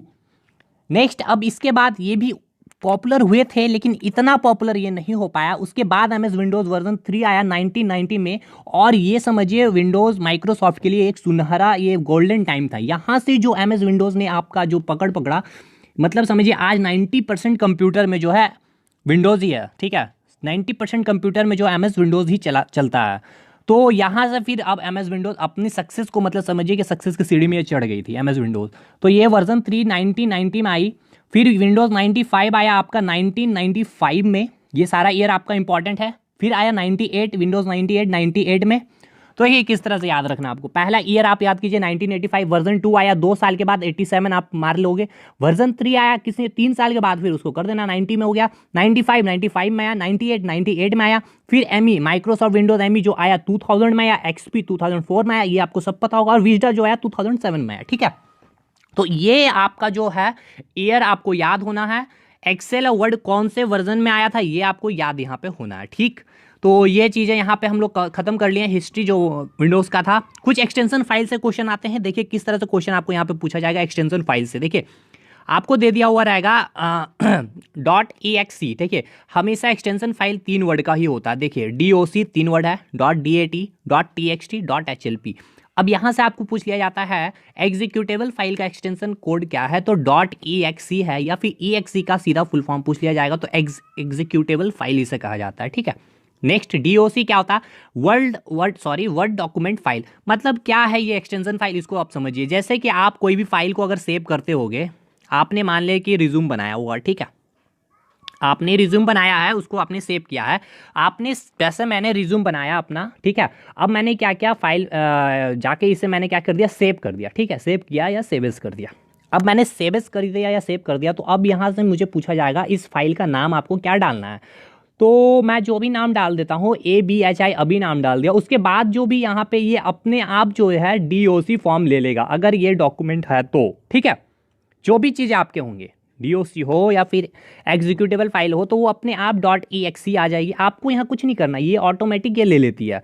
अगर कोई टेक्स्ट होगा तो .txt टेक्स्ट ले लेगा, अगर कोई JPG फॉर्म में होगा तो .jpg ले लेगा। ठीक है, तो ये होता है आपका एक्सटेंशन फाइल। तो आप अपना नाम डाल दोगे ABHI और उसके बाद अपने आप TXT text.txt ये ले लेगा। ये जब आप सेव करोगे तब उसके बाद आप यहाँ पे सेव में क्लिक करोगे, ये आपका फाइल सेव हो जाएगा। तो .txt में सेव हो जाएगा, .dat में जो भी चीज़ें होंगे आपके उस फॉर्म में सेव हो जाएंगे। तो ये होता है आपका एक्सटेंशन फाइल। तो ये आप रट जाओ कि .dat को क्या बोला जाता है, डाटा फाइल। .txt को क्या बोला जाता है, टेक्स्ट फाइल। .hlp को क्या बोला जाता है, हेल्प फाइल। .xls को बोला जाता है माइक्रोसॉफ्ट एक्सेल फाइल। .jpg को बोला जाता है JPG ग्राफिक फाइल। अब यहाँ पे क्या पूछ लिया जाता है, आपका फुल फॉर्म पूछ लिया जाता है कि इसका फुल फॉर्म क्या होता है। इसका जो फुल फॉर्म होता है जॉइंट फोटोग्राफिक एक्सपर्ट ग्रुप, ठीक है। JPEG का फुल फॉर्म कई बार पूछा गया है, रट जाइए, जॉइंट फोटोग्राफिक एक्सपर्ट ग्रुप। मैं एक वीडियो में बिल्कुल आपको सारा जितना भी फुल फॉर्म पूछा जाता है एग्जाम में इंपॉर्टेंट उसका आपको एक वीडियो दे दूंगा, ठीक है। इसमें मैंने एक शॉर्टकट की आपको दिया है, टेंशन नहीं लेना आपको। MS वर्ड से आपका इससे बाहर शॉर्टकट की नहीं आएगा, जो मैंने आज आपको दे दिया है। अभी आपको मिल जाएगा, वीडियो के अंत तक सब कुछ मिल जाएगा। ये आप फुल फॉर्म याद करो, जॉइंट फोटोग्राफिक एक्सपर्ट ग्रुप, ठीक है। तो एक चीज़ यहाँ पे ये भी पूछ लिया जाता है, देखिए ये जब आप फोटो जब इमेजेस आप जो सेव करते होगे तो ये आपका फॉर्म ले लेता होगा JPG। तो यहाँ से एक क्वेश्चन ये पूछ लिया जाता है कि कितने बिट, जो ये फोटो का जो कलर का बिट होता है वो कितना बिट का होता है, तो 24 बिट होता है, ठीक है।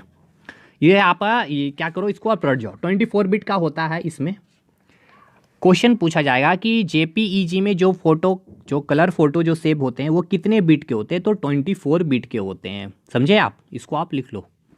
अब हम लोग आगे बढ़ते हैं। देखिए मैंने आपको बताया क्या कि GUI में आपको मैंने चीज़ें बताई थी, एक वर्ड आइकन्स यूज़ किया था, ठीक है। ग्राफिकल यूज़र इंटरफेस बताया था, आइए हम लोग उसको समझते हैं।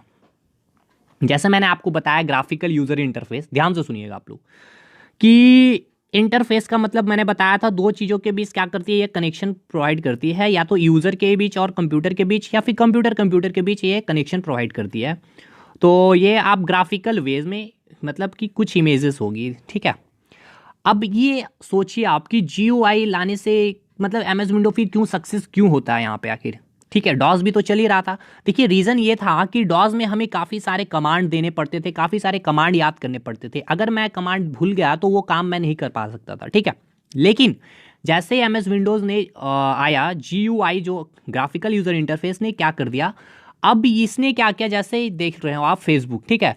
अब ये आपका क्या है, ये टोटल आइकन है, ये चीज़ हो गया आपका आइकन, ये बना हुआ फेसबुक का ये आइकन है, समझ गए, ये मैंने हो गया आइकन। और ग्राफिकल यूज़र इंटरफेस देखिए किस तरह यहाँ पे काम कर रहा है, इसने क्या कर दिया, एक लोगो जिसे हम कर रहे हैं फेसबुक का एक पिक आ गया यहाँ पे। अब आपको बताइए क्या कि यहाँ पे आपको फेसबुक ओपन करना है तो क्या कोई कमांड दोगे, आप नहीं दोगे, सिंपल क्या करोगे, माउस के कर्सर को यहाँ ले जाओगे, डबल क्लिक कर दोगे और ये ओपन हो जाएगा, ठीक।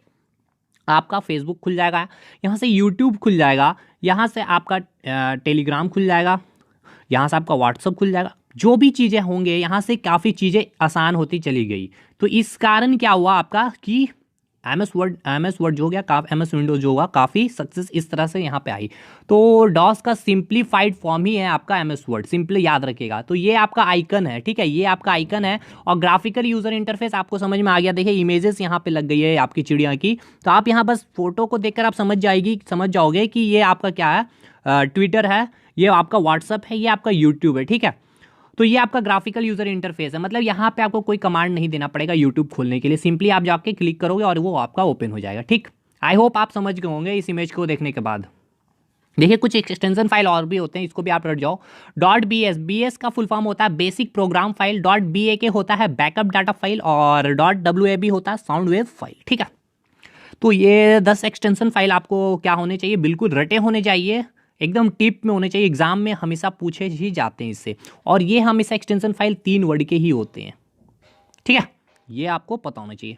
नेक्स्ट क्वेश्चन आपसे यहाँ पूछ लिया जाता है कि MS ऑफिस जो हुआ था 2000 वाला वाज डेवलप बाई, ठीक है, किसके द्वारा डेवलप किया गया था, MS office 2000 was develop by Microsoft, ठीक है। अब माइक्रोसॉफ्ट क्या है ये भी क्वेश्चन आया हुआ, तो मैंने उसमें लिख दिया कि it is an organisation to develop a software. Microsoft क्या है, कोई चीज़ मैन्युफैक्चर नहीं करती है, ये सॉफ्टवेयर को डेवलप करती है, ठीक है। सबसे पहले दिमाग में बैठा, ये क्या करती है, सॉफ्टवेयर को डेवलप करती है। सॉफ्टवेयर क्या होता है मैंने आपको समझा दिया। तो MS office 2000 was develop by Microsoft, it is an organisation to develop a software, ठीक है। नेक्स्ट आगे बढ़ते हैं अब हम लोग। Which of the following refers to the rectangular area for displaying information and running programme.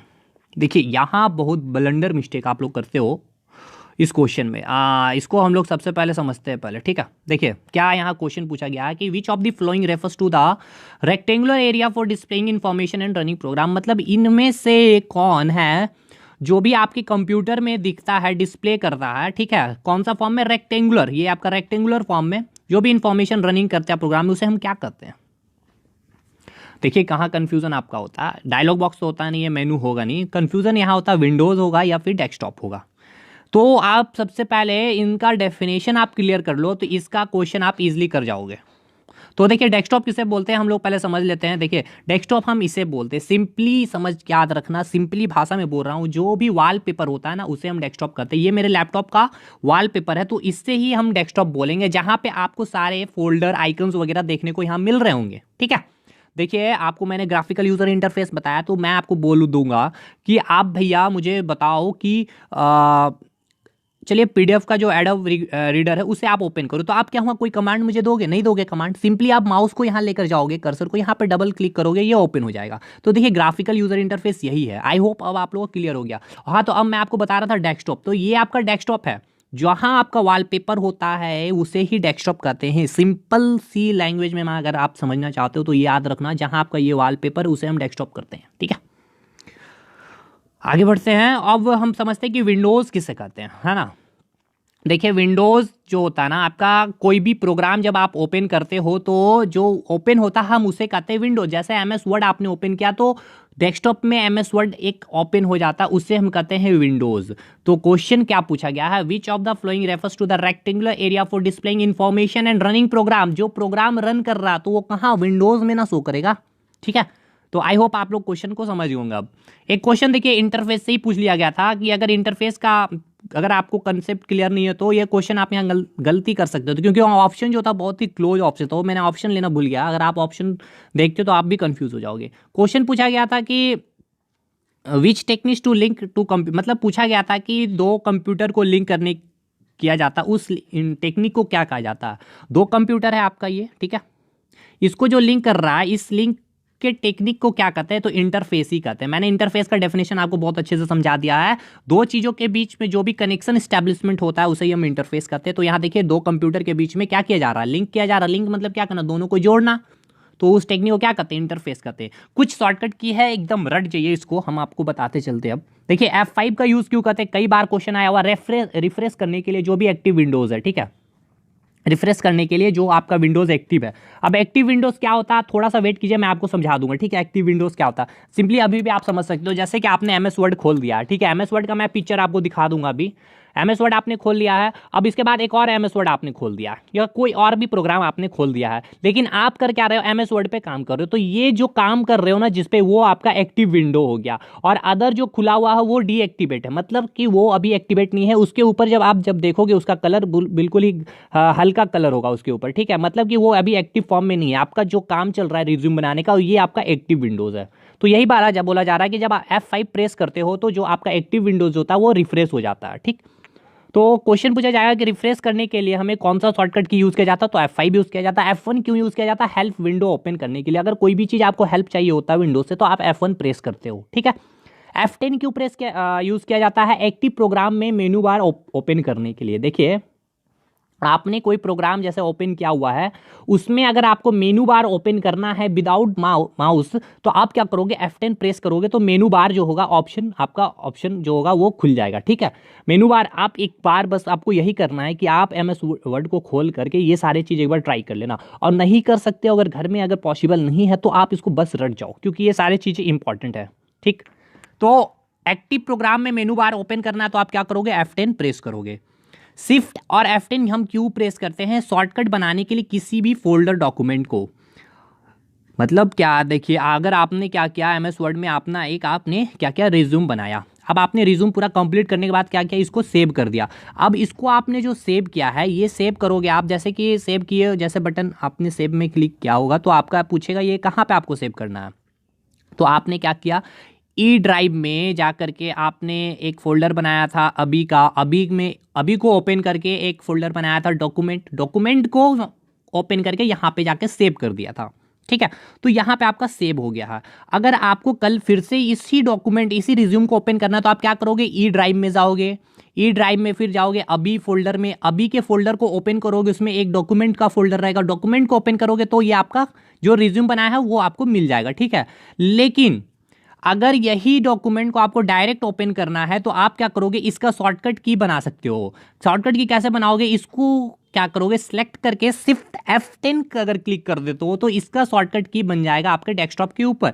तो सिंपली जो डेस्कटॉप में आपको एक फोल्डर मिल जाएगा रिज्यूम करके, उसको आप क्लिक करोगे ये डायरेक्ट ओपन हो जाएगा। और भी अदरवाइज आपका एक प्रोसेस ये है कि इस फोल्डर को आप क्या करना, लेफ्ट राइट क्लिक करना, एक ऑप्शन आएगा क्रिएट शॉर्टकट का, उस पर आप क्लिक करना, तो ये आपके डेस्कटॉप में इसका शॉर्टकट बन जाएगा। जैसे कि यहाँ मान लेते हैं ये आपका ये आपका बन गया है डेस्कटॉप में इसका शॉर्टकट की। तो देखिए शॉर्टकट की का ये साइन होता है, इस तरह से एरो बना हुआ रहेगा, है ना, देख रहे होंगे आप लोग। तो ये आपका शॉर्टकट, आप बस यहाँ क्लिक करोगे ये ओपन हो जाएगा आपका। तो जैसे देखिए मैंने रिज्यूम बनाया था अपना, तो ये मैंने शॉर्टकट की इसका बना रखा है, यहाँ पे फ्रेशर जो लिखा हुआ मैकेनिकल, तो ये चीज़ को बस मैं क्लिक करूंगा तो ये ओपन हो जाएगा आपका।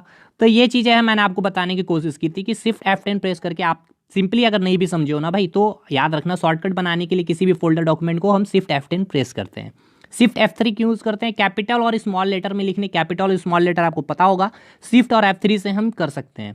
F12 का यूज क्यों करते हैं, save as dialog box open करने के लिए। कोई भी डायलॉग बॉक्स को ओपन करना होता है सेव एज का तो हम F12 प्रेस करते हैं। देखिए डायलॉग बॉक्स क्या होता है, आपने फॉर्म भरते टाइम देखा होगा डायलॉग बॉक्स आपका आता है। पूरा फॉर्म जब आप फिलअप कर देते होगे तो लास्ट में जब आप करते हो सेव तो आपसे एक लास्ट में एक बॉक्स टाइप का आ जाता होगा, एक अलर्ट टाइप का पूछता होगा कि सारा जो भी इंफॉर्मेशन आपने फिल किया है इज दिस राइट। तो आप या तो ओके प्रेस करते हो या कैंसिल प्रेस करते हो, क्योंकि बाद में आपको फिर से कोई भी एडिट करने का ऑप्शन नहीं मिलेगा। तो आप ओके करते हो तो ये जो ऑप्शन आपको पूछा गया ओके या कैंसिल का, यही होता है आपका डायलॉग बॉक्स, ठीक है।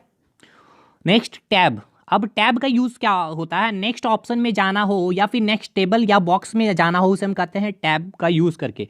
मतलब क्या है भैया, देखिए आपने फॉर्म जब भर रहा हो, आप जब फॉर्म भर रहे होगे तो आपसे पूछा होगा फर्स्ट नेम, फिर आपसे पूछा होगा लास्ट नेम, ठीक है। फर्स्ट नेम में आपने डाल दिया ABHI अभी। अब आपको क्या करना, लास्ट नेम में अब आपका आना अभिषेक, आपने ये डाल दिया फर्स्ट नेम, ठीक है।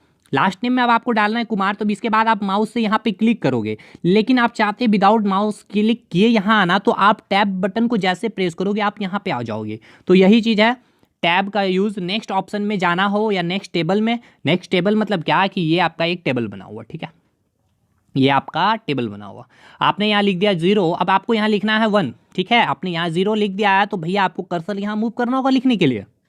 तो आप विदाउट कर्सर मूव किए हुए टैब को आप प्रेस करोगे तो आप यहाँ जाओगे, ये फिलअप हो गया, फिर से टैब प्रेस करोगे तो यहाँ जाओगे, टैब प्रेस करोगे यहाँ जाओगे। तो इस तरह से चीज़ें आपकी चलती रहेगी आगे। उसके बाद कंट्रोल डी की बात कर लेते हैं। कंट्रोल डी की यूज़ क्या है, ओपन फॉन्ट विंडोज़। देखिए जो भी फॉन्ट विंडोज़, देखिए फॉन्ट विंडो क्या है कि अगर आपने कोई भी चीज़ें लिखी है, मैंने रिज्यूम बना रखा है, ठीक है, मैंने लिखा है नेम अभिषेक, तो मैं चाहता हूँ ये जो लिखा है अभी इसके फॉन्ट को चेंज करना, थोड़ी सी स्टाइलिश वे में, इटैलिक वे में लिखना हो, थोड़ी सी टेढ़ी हो जाए, थोड़ी सी और भी टेढ़ी, मतलब कि थोड़ा सा इसका जो व्यू हमें देखने को अलग मिले, तो उसके लिए हम फॉन्ट विंडो को ओपन करते हैं, उसके लिए Ctrl+D प्रेस करेंगे, ठीक। तो ये आपका शॉर्टकट की काफ़ी इंपॉर्टेंट है MS वर्ड का, ये रट जाइए आप। अब हम लोग आगे देखते हैं। देखिए क्वेश्चन यहाँ से एक बनता है आपका कि माई कंप्यूटर, और ये चीज़ आपको पता भी होना चाहिए आखिर माई कंप्यूटर होता क्या। सबसे पहले जानिए कि MS वर्ड का ये एक पार्ट होता है माई कंप्यूटर, जो ये होता है कि आपका एक आइकन होता है, ठीक है। आइकन मैंने आपको समझा दिया काफ़ी अच्छे से, ये एक शॉर्टकट होता है, ठीक है। मैंने दिखाया शॉर्टकट आपको किस तरह से आइकन में होता है, किसी भी प्रोग्राम या फाइल का जिसके नीचे उस प्रोग्राम का नाम भी होता है। मैंने दिखाया ना भैया, आपको ये दिखा दिया, ये आपको मैंने बोल दिया आइकन। अब इसके पीछे नीचे देखिए नाम भी लिखा हुआ PDF element 6 Pro new folder, इसका नाम मैंने कुछ नहीं लिखा है, जैसे मैंने यहाँ नाम लिख रखा है, जैसे कि स्टाफ सिलेक्शन, देखिए यहाँ लिख रखा है स्टाफ सिलेक्शन। तो ये चीज़ आप देख करके समझ जाएगा, अच्छा ये SSC की चीज़ें यहाँ पे है, तो आप बस इसको क्लिक करके ओपन कर दोगे। तो यही चीज़ मैं यहाँ पर बताना चाह रहा था कि इट इज़ एन आइकन। सबसे पहले समझ जाओ कि माई कंप्यूटर क्या होता है, ये एक आइकन होता है, ठीक। अब माई कंप्यूटर की यूजेस क्या क्या है, इस चीज़ों को समझिए। अगर आपको कोई भी चीज़ें जाननी होगी कि आपकी कंप्यूटर में कितनी स्पेस अवेलेबल है, या टोटल स्पेस कितना है, या और भी स्पेस कितना खाली है, या और कितना भर सकते हो आप, तो ये सारी इंफॉर्मेशन आपको माई कंप्यूटर में ही जाकर के मिलेगी, ठीक है। नेक्स्ट आपको क्या करना है, आपको यहाँ से इसकी यूज़, आपको कंट्रोल पैनल को अगर ओपन करना हो तो आपको माई कंप्यूटर में जाना होगा। उसके बाद अगर आप देखिए कंट्रोल पैनल को भी ओपन कर सकते हैं, उसके बाद मीडिया को एक्सेस कर सकते हैं, कोई भी मीडिया से रिलेटेड कोई भी चीज़ काम करनी हो तो उसको एक्सेस कर सकते हो माई कंप्यूटर में जा करके। डिस्क और ड्राइव के बारे में कोई भी जानकारी जाननी चाहिए हो तो आप माई कंप्यूटर के थ्रू जा सकते हो।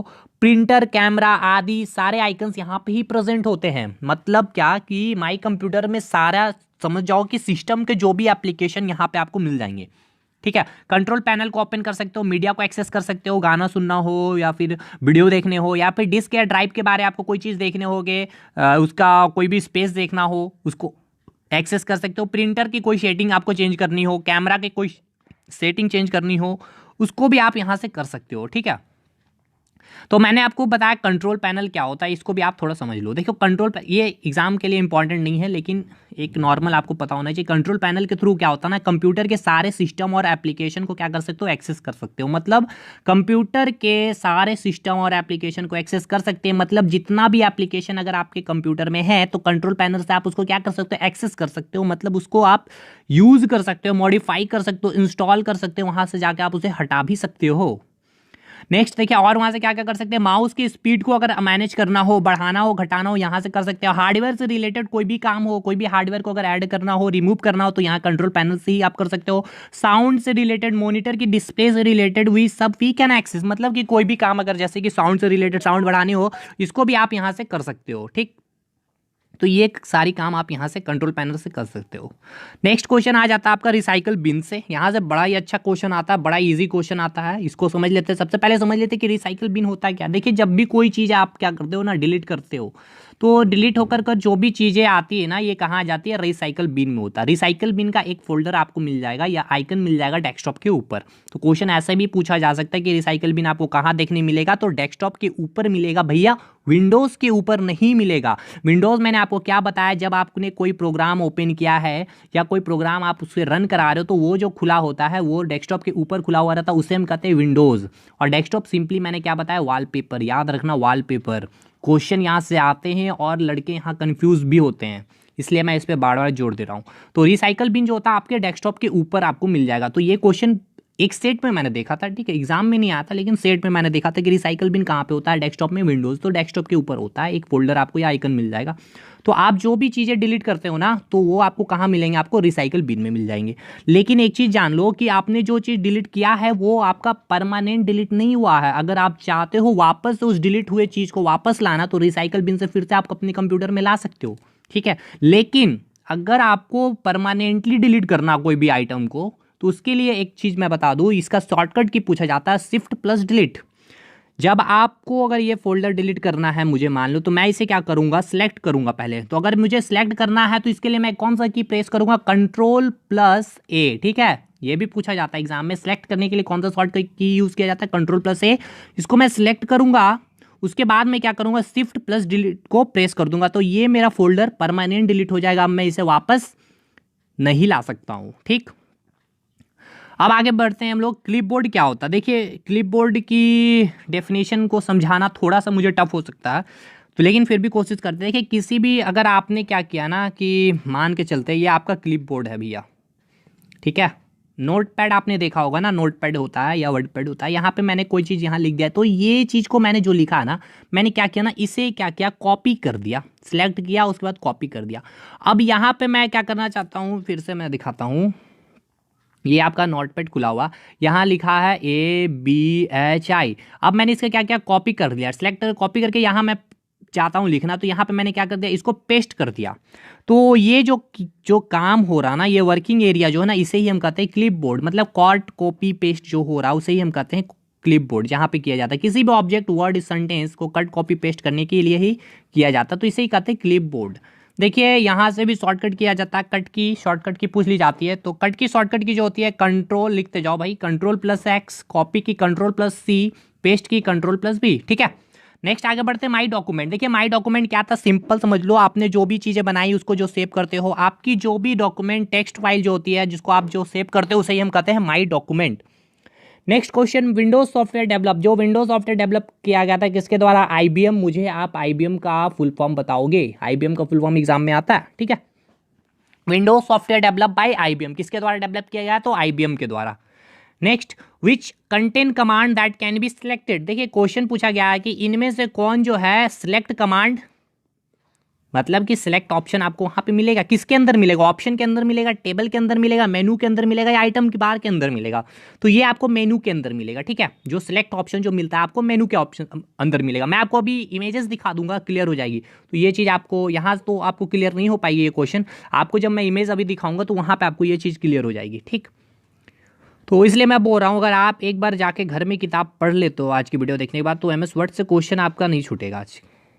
एक क्वेश्चन और आया था कि a dash is a small image that represent a program and instruction of file और सम अदर ऑब्जेक्ट। देखिए ये आइकन का डेफिनेशन ही तो मैंने आपको बताया था। क्या है जो एक स्मॉल इमेजेस होते हैं, तो आइकन मैंने बताया था ना, फेसबुक में एक छोटी सी इमेज होती है जो रिप्रेजेंट करती है आप program and instruction of file और सम अदर सब्जेक्ट। जो हमें क्या करती है, क्या रिप्रेजेंट करती है? इंस्ट्रक्शन देती है फाइल के बारे में हमें, और सम अदर ऑब्जेक्ट, कोई भी ऑब्जेक्ट के बारे में इंस्ट्रक्शन दे देती है ना वो आइकन ही। इंटरफेस तो हो नहीं सकता, इंटरफेस का मैंने बताया था कनेक्शन प्रोवाइड करती है। मेनू में तो हमें ऑप्शन मिलती है, कीबोर्ड तो यहाँ से आ नहीं सकता, तो आइकन भी आप इजीली यहाँ से टिक करके आ सकते थे, ठीक है। तो ये तो इजी में था क्वेश्चन, मैंने आपको समझा भी दिया था। 19 क्वेश्चन लेते हैं। A menu contain a list of, देखिए मेनू के अंदर आपको क्या होता, देखिए MS वर्ड में क्या होते हैं ना, कई सारे बार आपको देखने मिलेंगे। जैसे कि आपको मेनू बार मिल जाएगा, टाइटल बार मिल जाएगा, स्टेटस बार मिल जाएगा। तो इसको मैं आपको लास्ट वीडियो के एंड तक मैं आपको क्लियर कर दूंगा इमेजेस के फॉर्म में, ठीक है। कन्फ्यूज़ नहीं होंगे आप, बिल्कुल कन्फ्यूज़ नहीं होंगे, मैं इसको आज समझा के रहूँगा। नेक्स्ट देख लेते हैं क्वेश्चन क्या कि a menu contain a list of, जो मेनू जो होता है क्या कंटेन करता है? डाटा कंटेन करता है, रिपोर्ट कंटेन करता है, कमांड करता है, या डाटा ऑब्जेक्ट करता है? बताओ भैया मुझे। A menu contain a list of command, जो मेनू के अंदर हमें क्या मिलता है? सारे कमांड प्रेजेंट होते हैं ना। जैसे कि मैं आपको बता दूं, फाइल मेनू आपने ओपन ही किया तो फाइल मेनू के अंदर आपको क्या मिलेगा? न्यू की ऑप्शन मिल जाएगी, न्यू कमांड, ओपन कमांड मिल जाएगी। एडिट की अगर मेनू आप ओपन करते हो तो कट कॉपी पेस्ट की कमांड आपको मिल जाएगी। तो option B is the right answer. A menu contain a list of command, ठीक। देखिए एक क्वेश्चन आ जाता है, इजी टू यूज का मतलब क्या पूछा जाता है? इजी टू यूज मतलब क्या था? आप इजी किसी भी चीज को यूज कर रहे हो, मतलब क्या है वो आपके यूजर फ्रेंडली है ना। तो ये एग्जाम में अक्सर पूछे गए हैं, ये क्वेश्चन बैंक का है तो इसलिए मैंने आपको यहाँ बता दिया। नेक्स्ट क्वेश्चन पूछा गया, screen that comes on when you turn on your computer that show all the icons face to face, desktop view और व्यू स्पेस। मतलब पूछा गया कि आप जब कंप्यूटर को टर्न ऑन करते हो, मतलब कंप्यूटर को जब सिंपली ऑन करते हो तो जो भी आपको देखने को मिलता है स्क्रीन में, उसे हम क्या कहते हैं? डेस्कटॉप कहते हैं, मैंने आपको बताया था। देखिए टर्न ऑन का मतलब होता है कंप्यूटर को ऑन करना, ठीक। सॉरी ऑफ होता है टर्न ऑफ करना, मतलब कि स्विच ऑफ कर देना, सिंपली भाषा में समझो आप।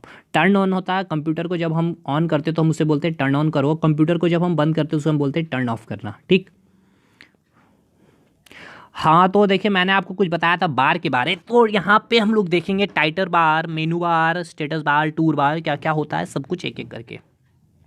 देखिए टाइटल बार क्या होता है, इसको मैं आपको फिगर से आपको समझा दूँ तो ज़्यादा अच्छा होगा। यहाँ पे देखिए हम लोग कुछ फिगर देख लेते हैं सबसे। देखिए मैं आपको क्लिपबोर्ड के बारे में जो बता रहा था ना आपको, ये होता है आपका क्लिपबोर्ड, जहाँ मैंने आपको बताया कि यहाँ पे जैसे मैंने क्या क्या लिख दिया ABHI, और इसके बाद मैं क्या चाहता हूँ कि यहाँ पे भी जैसे कि ये कर्सर आपका ये दिख रहा है ना, यहाँ से अगर आप लिखना स्टार्ट करोगे यहाँ से आगे बढ़ते जाएगा ABHI। अभी आप चाहते हैं कि यार ये चीज़ को मैं 10 बार यहाँ लिखना चाहता हूँ, ठीक है। तो आप इसको क्या करोगे, कट करोगे, सॉरी कॉपी करोगे और यहाँ पे पेस्ट कर दोगे। कॉपी करने के लिए Ctrl+C प्रेस करोगे, उसके बाद पेस्ट करने के लिए Ctrl+V करते जाओगे, 10 बार करोगे, यहाँ लिखाते चला जाएगा। तो ये ही आपका क्लिपबोर्ड है, ठीक है। ये इमेजेस देख लो आप एक बार, ठीक।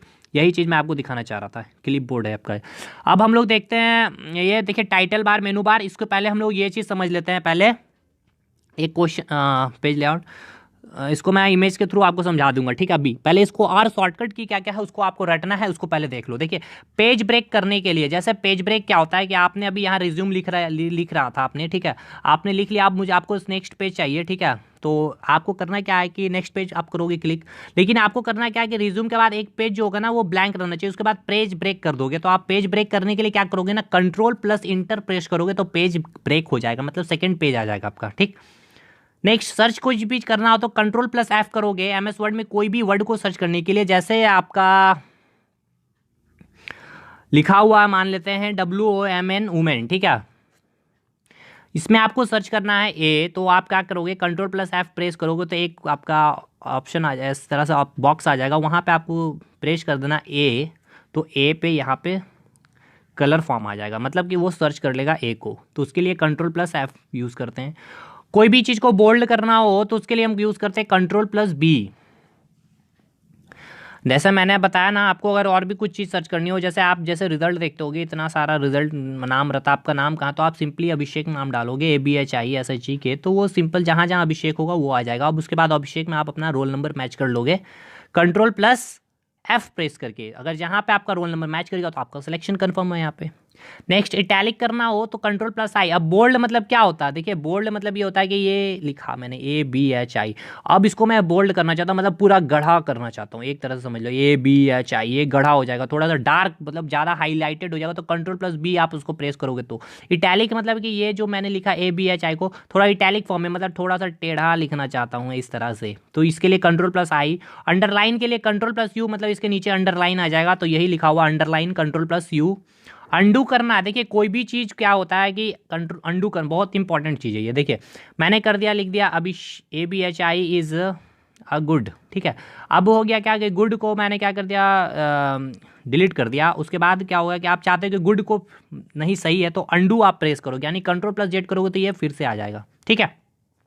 तो यही होता है कंट्रोल प्लस जेड अंडू। कोई भी चीज़ को वापस लाने के लिए आप क्या करते हो, कंट्रोल जेड। कि बाय मिस्टेक आपसे क्या होता है कि आप कुछ भी चीज़ जैसे कि लिख दिया, लेकिन बाद में आपको लगता नहीं वो चीज़ सही लिखा हुआ था, लिख करके आपने उसे क्या क्या मिटा दिया, लेकिन लगता है कि नहीं वो चीज़ सही है, तो आप उसके लिए क्या करोगे, कंट्रोल प्लस जेड, वो चीज़ वापस आपको आ जाएगी, ठीक है। रिप्लेस करना हो कोई भी चीज़ तो कंट्रोल प्लस एच करना हो, जैसे कि यहाँ लिखा है he is a best boy. अब आपको करना रिप्लेस क्या, बेस्ट को रिप्लेस करना है गुड से, तो आप क्या करोगे, यहाँ जाके मतलब बहुत सारा सेंटेंस ऐसा लिखा हुआ, 10 सेंटेंस लिखा हुआ, he is a best boy, he is a best boy, तो सब जगह आप जा करके क्या बेस्ट को गुड करोगे, नहीं करोगे, क्या करोगे आप उसको रिप्लेस कर दोगे। रिप्लेस करने के लिए कंट्रोल प्लस एच प्रेस करोगे तो आपसे पूछेगा कि किस वर्ड को रिप्लेस करना, तो आप क्या करोगे, बेस्ट को रिप्लेस कर दोगे किससे, गुड से, सिंपल। तो जितना सारा गुड बेस्ट जो है वो गुड से चेंज हो जाएगा आपका। तो उसके लिए आपको जो कमांड यूज़ करना होगा कंट्रोल प्लस एच यूज़ करना होगा। देखिए प्रिंट प्रीव्यू इन MS वर्ड, जो आप प्रीव्यू देखते हो सारा काम कर लेने के बाद कि जब आप प्रिंट दोगे तो किस तरह से वो दिखेगा, तो उसके लिए आपको जो मिलेगा और शॉर्टकट की control plus F2, control plus F2 कि जब आप उसका प्रिंट निकालोगे तो इस तरह से ही वो देखने को आपको मिलेगी, ठीक है। तो आज की वीडियो थोड़ी सी बड़ी हो गई है भैया, आप लोग अच्छे से लेकिन थोड़ा सा मैनेज करना, इस वीडियो को पूरा देखना जरूर। कोई भी विंडोज़ को क्लोज करना तो कंट्रोल प्लस F4 प्रेस करोगे। मैक्सिमाइज करना विंडोज़ को, मतलब क्या करना है, देखिए मैक्सिमाइज मैं दिखा दूंगा अभी इमेजेस में। कोई भी चीज़ को फिट करना पूरे स्क्रीन में, तो उसके लिए आप यूज़ करोगे कंट्रोल प्लस F10।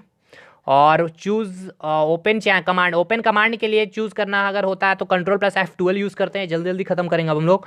उसके बाद कोई भी चीज़ को इंक्रीज़ करना फॉन्ट साइज को, ठीक है, इंक्रीज़ करना होता है फॉन्ट साइज को, जैसे कि मैं ये लिख दिया हूँ ABHI, ठीक है। अब मैं चाहता हूँ इसकी फॉन्ट साइज नहीं दिख रही, इसकी फॉन्ट साइज को थोड़ा सा बड़ा करना, तो इसके लिए आप क्या करोगे, कंट्रोल शिफ्ट और इस की को इस सिंबल को आप जब प्रेस करोगे तो ये जो अभी जो मैंने लिखा था ये साइज क्या होगा आपका, इंक्रीज होते चला जाएगा, इस तरह से इंक्रीज हो जाएगा आपका, ठीक है। लेकिन आप यही चाहते हैं कि इसको डिक्रीज करना, तो कंट्रोल शिफ्ट प्लस ये सिंबल जब आप की करोगे प्रेस को तो ये क्या हो जाएगा, डिक्रीज हो जाएगा, ठीक। नेक्स्ट रीडू करना, दोबारा करने के लिए आप चाहते हो ABHI को फिर से लिखने के लिए, तो उसके लिए कंट्रोल प्लस वाई, दोबारा वही करने के लिए कंट्रोल प्लस वाई, ठीक है। ये चीज़ आपको पता होंगे ये सब चीज़ें। नेक्स्ट इंक्रीज करना फॉन्ट साइज को बाय 1 पॉइंट। अब ये क्या चीज़ है, देखिए जब MS वर्ड में क्या होता है ना कि साइज को इंक्रीज करना, जैसे 20 होता है, 22 होता है, 24 होता है, लेकिन आप क्या करना चाहते हो 23 करना, तो 1 पॉइंट से इंक्रीज करने के लिए आप क्या करोगे, कंट्रोल प्लस इस सिंबल को प्रेस करोगे, ये सिंबल होता है एक कीबोर्ड में, इसको आप जब प्रेस करोगे तो इंक्रीज हो जाएगा 1 पॉइंट से। और 1 पॉइंट से अगर डिक्रीज करना है तो कंट्रोल प्लस ये सिंबल आप प्रेस करोगे तो ये हो जाएगा डिक्रीज। तो ये सारा चीज़ हो गया। अब मैं आपको बताऊंगा टाइटल बार क्या होता है, मेनू बार। इससे पहले एक क्वेश्चन और मैं आपको डिस्कस कर दूं, क्वेश्चन खत्म कर देता हूं सारा जितना भी है। अधिकांश वेबसाइट में जो होता है ना, मेन पेज जो होता है वो वेबसाइट में बाकी पेजों के लिए लिंक का काम, मतलब पूछा गया सिंपल, क्या क्वेश्चन को समझिए, बहुत अच्छा क्वेश्चन है ये। अधिकांश वेबसाइट में मेन पेज, ठीक है, मेन पेज डैश होता है जो वेबसाइट में के बाकी पेजों के लिए लिंक का काम करता है। मैंने जैसे आपको बताया, ये क्वेश्चन ये बोलना चाह रहा है कि मैं समझा देता हूँ कि मेरा ये एक पेज है फोकस स्टडी विद अभी, ठीक है। तो आप क्या किए, इसको जब ओपन करोगे ना तो इसका जो होम पेज खुलेगा ना, तो इस होम पेज में ना आपको कई सारे लिंक मिलेंगे, ठीक है। होम पेज में आपको क्या कई सारे लिंक मिलेंगे कि साइंस की वीडियो देखने के लिए ये लिंक को आप ओपन करो, झारखंड जीके के लिए ये लिंक ओपन करो, जीएस के लिए ये लिंक ओपन करो, तो सारा लिंक कहाँ मिलेगा आपको, होम पेज में ही मिलेगा। तो वही पूछ रहा है कि अधिकांश वेबसाइट में मेन पेज डैश डैश होता है, जो वेबसाइट में बाकी पेजों के लिए लिंक का काम करता है, जो जहाँ पे सारे लिंक अवेलेबल होते हैं। कहाँ, ब्राउजर में नहीं, यूआरएल नहीं, सर्च इंजन नहीं, यानी कहाँ, होम पेज। ये बहुत अच्छा क्वेश्चन है, एसबीआई में ये क्वेश्चन आया हुआ था। देखिए मैं बता दूं आपको कुछ चीज़ें यहाँ पे। देखिए मेनू बार में क्या क्या होती है, यहाँ से क्वेश्चन जो आता है ये आप चीज़ें आपको क्या ना रटनी पड़ जाएगी, और रट नहीं सकते तो आपको मैं अभी जो दिखाऊंगा उसको 2-3 बार अगर आप देख लिए ना तो चीज़ें आपकी बैठ जाएंगी। ये चीज़ें क्या है, आप अभी मैं बोल दे रहा हूँ इस चीज़ को, आप जब मैं इमेजेस दिखाऊंगा तो आपको समझ में आ जाएगी।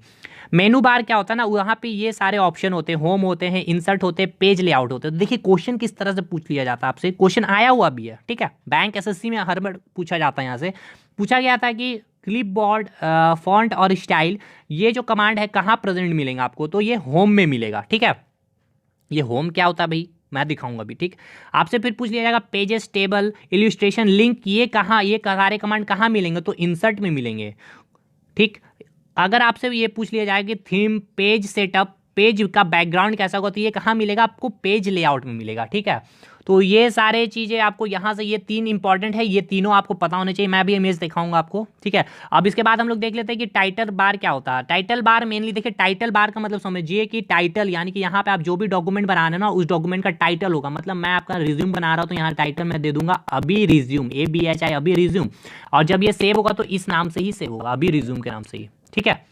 और यहाँ पे जो होता है ना मिनिमाइज, देखिए क्वेश्चन ऐसे ही पूछा जाता है कि मिनिमाइज, मैक्सिमाइज, रीस्टोर और क्लोज का जो बटन होता है कहाँ प्रेजेंट होता है, टाइटल बार में, मेनू बार में, स्टेटस बार या टूल बार में, तो ये टाइटल बार में प्रेजेंट होता है। हम अभी आपको सारे इमेजेस दिखाते हैं, ठीक है।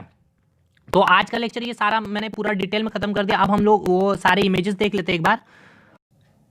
देखिए जो मैं आपको बताना चाह रहा था ना, टाइटल बार, मेनू बार क्या होता है, स्टेटस बार क्या होता है, वो सारा चीज़ अभी आपको यहाँ पे समझ में आ जाएगा। देखिए सबसे पहले तो ये देखिए आप कि ये जो है आपका, यहाँ आपको इसमें ये आपको क्लियर आएगी व्यू। ये देखिए देखिए जब आप MS वर्ड खोलते हो तो इस तरह से आपको चीज़ें यहाँ पे खुली हुई मिलती है। तो ये जो पहला जो देखिए जो डॉक्यूमेंट, ये आपको जैसे मैं अब यहाँ पे मैं जैसे कोई काम कर रहा था तो मैंने इसको ओपन किया, तो ये जो जो अभी मैंने कोई भी टाइटल नाम नहीं दिया था, तो यहाँ पे सिंपल लिखा गया डॉक्यूमेंट 2। डॉक्यूमेंट 2 क्यों लिखा हुआ, यानी डॉक्यूमेंट 1 अभी कहीं ना कहीं ऑलरेडी ओपन होगा, ठीक है। तो डॉक्यूमेंट 2 यहाँ लिखा क्योंकि मैंने कोई टाइटल नहीं दिया। इसको मैं अभी जब सेव करूँगा तो ABHI लिख देता हूँ, तो यहाँ पे क्या लिखा हुआ मिलेगा आपको, ABHI। तो इसे हम कहते हैं क्या, टाइटल बार। देखिए ये हो गया आपका टाइटल बार। मैंने अभी क्या बताया कि मिनिमाइज, मैक्सिमाइज और क्लोज बटन कहाँ प्रेजेंट होता है, तो टाइटल बार में। देखिए ये हो गया आपका मिनिमाइज, ये हो गया मैक्सिमाइज, और ये जो हो गया क्लोज बटन, ठीक। तो ये कहाँ पे क्वेश्चन ऐसे पूछेगा आपसे कि मिनिमाइज, मैक्सिमाइज और क्लोज बटन कौन से बार में प्रेजेंट होते हैं, standard bar, tool bar, menu बार, टाइटल बार। तो टाइटल बार में प्रेजेंट होते हैं। देखिए ये जो ब्लू लाइन दिख रही है ना, ये आपके होंगे टाइटल बार। नेक्स्ट मेनू बार में जो आपको अभी समझा रहा था बार बार कि जो मैं आपको बता रहा था, होम बता रहा था, ये सारी चीज़ें, पेज लेआउट वगैरह जो मैं बता रहा था, यहाँ पे चीज़ें क्लियर नहीं आ पा रही है। तो आप एक काम करना, जो मैंने आपको बताया ना, पेज लेआउट, इंसर्ट और फाइल, मेनू बार में, उसको आप एक बार नेट में सर्च करके देख लेना, ठीक है। या अगर आपके घरों में कंप्यूटर होंगे तो आप उसको ईजिली देख सकते हो। तो मैं बस आपको ये समझा देता हूँ, टाइटल बार इसे कहते हैं, मेनू बार इसे कहते हैं जहाँ पे देखिए फाइल मेनू है, एडिट मेन्यू है, व्यू है, इंसर्ट है, फॉर्मेट है, टूल है, टेबल है, विंडोज़ है और हेल्प है। ये सारे ऑप्शन यहाँ पे कहाँ पे, मेनू में। ये ऑप्शन, ये सारे मेन्यू है, इसलिए इसे कहते हैं मेनू बार। स्टैंडर्ड टूल बार है, ये देखिए स्टैंडर्ड टूल बार मतलब आप यहाँ से कोई भी टूल्स यूज़ करके आप कुछ भी डॉक्यूमेंट के साथ कर सकते हो। मतलब डॉक्यूमेंट में अगर आपको कोई भी कलर चेंज करनी हो, कुछ भी करना हो, तो आप वहाँ से कर सकते हो इस टूल के हेल्प से, ठीक है। अब ये होगा फॉर्मेटिंग टूल बार। देखिए फॉर्मेटिंग टूल बार ये है जहाँ से आप बोल्ड कर सकते हो, साइज इंक्रीज कर सकते हो, उस कोई भी फॉन्ट चेंज करना हो आपको, तो ये फॉर्मेटिंग टूल बार से ही होता है। ये आपका जो है रूलर होता है, जहाँ जैसे कि आप चाहते हो यहाँ से आप कोई भी चीज़ को लिखना, तो आप इस रूलर को एडजस्ट कर सकते हो, ठीक है। ये आपका जो है यहाँ भी ये देखिए रूलर है, आप यहाँ से लिखना चाहते हो या यहाँ से लिखना चाहते हो, तो आप इसको यहाँ थोड़ा सा मूव करा दोगे तो आप यहाँ से चीज़ें लिखना स्टार्ट कर दोगे, या फिर इसको यहाँ कर दोगे तो यहाँ से आप चीज़ें लिखना स्टार्ट कर दोगे। तो ये रूलर होता है आपका। नीचे वाला जो होता है ये आपका स्टेटस टूल बार होता है, ठीक है। ये जो है आपका स्टेटस टूल बार, यहाँ पे आपको सारी चीज़ें स्टेटस आपको मिलेगी। ये आपका वर्किंग एरिया जहाँ पे आप कोई भी काम करते हो, और ये जो है आपका स्क्रोलर बार जहाँ से आप ये नीचे ऊपर कर सकते हो पेज को, ठीक। तो आई होप सारी चीज़ें मैंने आपको यहाँ से समझा दी है। ये देखिए कर्सर है, जहाँ से आप कोई भी चीज़ लिखना स्टार्ट करोगे, तो ये कर्सर हो गया, ठीक। ये डायलॉग बॉक्स है जो आपसे पूछ रहा है ओके सही है नहीं, जो अभी मैंने आपने सेटिंग किया वो सही है या नहीं। अगर नहीं सही है तो आप कैंसिल कर दो या फिर से आपको सेटिंग चेंज करो, उसके बाद ओके करो। ये आपका डायलॉग बॉक्स हो गया, ठीक है। देखिए यहाँ से क्वेश्चन पूछ लिया जाता है कि आपका open option, new option, close option कौन से मेनू में होता है, तो फाइल मेनू में होता है। फाइल मेनू कहाँ प्रेजेंट होता है, मेनू बार में प्रेजेंट होता है, ठीक। और एक चीज यहां से पूछ ली जाती है कि आपका जो कट, कॉपी और पेस्ट जो ऑप्शन होता है ये कहाँ प्रेजेंट होता है, तो एडिट मेन्यू में होता है। एडिट मेन्यू में होता है, देखिए यहाँ पे आपको दिख रहा होगा एडिट, तो एडिट मेन्यू में होता है कट, कॉपी, पेस्ट। ये न्यू, ओपन, क्लोज, सेव और सेव एज, ये आज चारों याद रखना कहाँ होता है, फाइल में प्रेजेंट होता है। और सर्च भी फाइल मेनू में प्रेजेंट होता है। और एडिट में आपका क्या क्या मैंने बता दिया, कट, कॉपी, पेस्ट, ये तीन चीज आप याद रखना। और सेलेक्ट भी जो प्रेजेंट होता है आपका एडिट ऑप्शन में होता है। और एक चीज आप याद रखना कि इंसर्ट मेनू में क्या क्या प्रेजेंट होता है, देखिए पेज नंबर हो गया, डेट एंड टाइम हो गया, और सिंबल जो प्रेजेंट होता है, ये तीन चीज याद रखना। ये कहाँ प्रेजेंट होता है, इंसर्ट मेनू में आता है, ठीक है। तो ये सारी चीज़ें थी आपके साथ शेयर करना मुझे, तो आई होप समझ गया। बस आप एक चीज़ बस घर में जाके कंप्यूटर में देखना, जब आप एम एस वर्ड ओपन करोगे ना, देखो ये जब ओपन करोगे ना तो यहाँ पे आपको मिलेगा देखने को, यहाँ पे वो नहीं आ रहा, आपका मिलेगा यहाँ पे सारा चीज़, पेज लेआउट, पैराग्राफ, स्टाइल्स वगैरह सब कुछ, जो मैंने अभी आपको वीडियो में बताया था, ठीक है। तो चलिए इस वीडियो को एंड करते हैं। अगर वीडियो अच्छा लगा हो तो प्लीज़ वीडियो को लाइक कीजिएगा, कमेंट जरूर कीजिएगा वीडियो कैसा लगा, और स्ट्रेटेजी मैं देखता हूँ आपके साथ शेयर करने का, तो प्लीज़ इस वीडियो को शेयर कीजिए यार। अगर आप लोग यार वीडियो को शेयर नहीं करो, मैं इतना टाइम निकाल के आप लोगों के लिए वीडियो बना रहा हूँ, इतना कम टाइम होने के बाद भी आप लोग प्लीज़ सपोर्ट तो करो यार, इतना सपोर्ट मुझे आज चाहिए। मैंने बोलना छोड़ दिया था, लेकिन आज मुझे बोलना पड़ा कि आपका सपोर्ट चाहिए मुझे। चलो ठीक है, फिर मिलते हैं, तब तक के लिए धन्यवाद। नमस्कार, मैं अभिषेक कुमार आप सभी का स्वागत करता हूं फोकस स्टडी विद अभी में। देखो, सबसे पहले सुन लो एब्रीविएशन ऑफ कंप्यूटर। इसमें जो भी सारे फुल फॉर्म है, सारे इंपॉर्टेंट मैंने एक जगह कवर करने की कोशिश की है, और इसको जो मैंने आपको प्रोवाइड किया है। सबसे पहले जान लो, यहाँ से कम 2 क्वेश्चन आपके बन जाएंगे ठीक है। जेएसएससी पंचायत सेक्रेटरी और एसएससी सीएचएसएल का जो पेपर है, एटलीस्ट एक क्वेश्चन तो यहाँ पे उनका बनेगा, और जेएसएससी पंचायत सेक्रेटरी के लिए ये 2 क्वेश्चन आपको यहाँ से मिल जाएंगे, ठीक है। इसके बाद नेक्स्ट वीडियो में आपको शॉर्टकट की का एक ही वीडियो में आपको कवर कर दूंगा, उसमें एटलीस्ट आपको कम से कम 2 क्वेश्चन वहाँ से आपके मिल जाएंगे। तो एटलीस्ट ये 2 वीडियो से आपके 4 क्वेश्चन कवर हो जाएंगे, ठीक है। तो ये 4 क्वेश्चन यानी 12 मार्क्स, ठीक है। तो इस तरह से आपको देख करके चलते हैं। इसका जो मैंने पीडीएफ है फेसबुक पेज पे शेयर कर दिया है, तो थोड़ी देर में मैं शेयर कर दूंगा, ठीक है। तो सबसे पहले आप लोग फेसबुक पेज को से जुड़ जाइए। आप लोग फेसबुक पेज का लिंक भी मैंने दे रखा है डिस्क्रिप्शन बॉक्स में, और पिन कमेंट भी कर रखा है। सबसे पहला कमेंट आपको उसका लिंक मिल जाएगा। और वीडियो जो आप कंप्यूटर के ऊपर बात कर रहे थे, नेटवर्क के ऊपर मैं बना रहा हूँ वीडियो। अभी टोपोलॉजी वगैरह सारा मतलब पूरा हो गया, टोपोलॉजी से रिलेटेड सारी चीज़ें। तो मैं चाह रहा हूँ तो उसको अपलोड कर सकता हूँ अभी, लेकिन अगर पार्ट वाइज पार्ट मैं नहीं चाह रहा हूँ अपलोड करना। वैसे 15-10 मिनट की वीडियो मैं चाहता नहीं देना, क्योंकि मुझे कोई अपना प्रॉफिट नहीं देखना। मैं चाह रहा हूँ कि आप लोग को जितना चीज़ें अधिक से अधिक डिलीवर कर सकूँ वो डिलीवर करना चाह रहा हूँ। इसलिए थोड़ी सी वीडियो बड़ी हो उसके लिए कोई नहीं, लेकिन मैं सारा कंटेंट एक ही वीडियो में, सब कुछ क्वेश्चन से लेके टॉपिक कंसेप्ट एक ही वीडियो में देना चाह रहा हूँ, ठीक है। तो इसीलिए लेट हो रही है आपको। कंप्यूटर लगभग कंप्लीट हो जाएगा आपका। चलिए स्टार्ट करते हैं देखिए, इसको आप करो क्या, पीडीएफ को डाउनलोड करो और कम से कम 3 से 4 बार इसको पढ़ जाओ, ठीक है। यहाँ से 2 क्वेश्चन आपके निकल जाएंगे। सीपीयू सबसे पहले देखते हैं। सीपीयू का जो फुल फॉर्म होता है central processing unit, DBMS database management system. GIGO होता है garbage in garbage out. ATM automated teller machine. CRT जो हो गया कैथोड रे ट्यूब। कॉबोल जो होता है common business oriented language, very very important, common business oriented language, ठीक है। कॉबोल हो गया common business oriented language. Next CD की बात कर ले, कॉम्पैक्ट डिस्क। सीडी रोम हो गया compact disc read only memory. Email का जो फुल फॉर्म होता है इलेक्ट्रॉनिक मेल। डीवीडी का जो फुल फॉर्म होता है डिजिटल वर्सटाइल डिस्क या फिर डिजिटल वीडियो डिस्क, ठीक है। देखिए ये सारे क्वेश्चन एसएससी के एग्जाम में पूछे गए हैं, चाहे वो सीजीएल का पेपर हो, चाहे आपका सीपीयू या फिर एमटीएस या फिर सीएचएसएल का पेपर है, ठीक है। सारे एग्जाम में यहाँ से क्वेश्चन बने हैं आपके। नेक्स्ट बात कर लेते हैं डीएनएस की full form, domain name system. Next ISDN integrated service digital network, ठीक है। ये इंपॉर्टेंट है, इंटीग्रेटेड सर्विस डिजिटल नेटवर्क। थोड़ा सी टफ हो जाती है ये आपका फुल फॉर्म, तो इसको अच्छे से याद करना, इंटीग्रेटेड सर्विस डिजिटल नेटवर्क, ठीक। एचटीटीपी हो गया hyper text transfer protocol. HTML जो होता है hyper text markup language. FTP जो होता है फाइल ट्रांसफर प्रोटोकॉल। देखिए प्रोटोकॉल वगैरह जो है मैंने नेटवर्क के वीडियो में समझाया है, तो उसको जब अपलोड करूँगा तो आपका ये कंसेप्ट प्रोटोकॉल से रिलेटेड दूर हो जाएगी, ठीक है।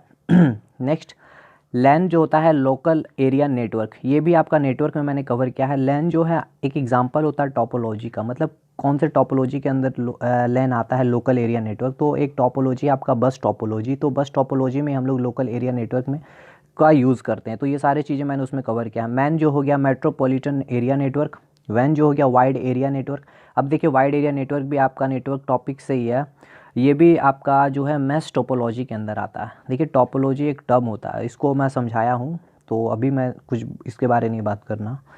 डब्ल्यू के फुल फॉर्म देख लेते हैं, वर्ल्ड वाइड वेब। यूएसबी जो होता है यूनिवर्सल सीरियल बस। यूआरएल क्या हो गया, यूनिफॉर्म रिसोर्स लोकेटर। रैम क्या होता है, रैंडम एक्सेस मेमोरी। रोम जो हो गया रीड ओनली मेमोरी। ठीक है, आगे देखते हैं। PROM programmable read only memory. POS क्या हो गया, पॉइंट ऑफ सेल्स, इंपॉर्टेंट है POS. MICR magnetic ink character reader. Modem जो होता है, मॉडेम होता है मॉड्यूलेटर डीमॉड्यूलेटर। OMR का फुल फॉर्म हो गया ऑप्टिकल मार्क रीडर।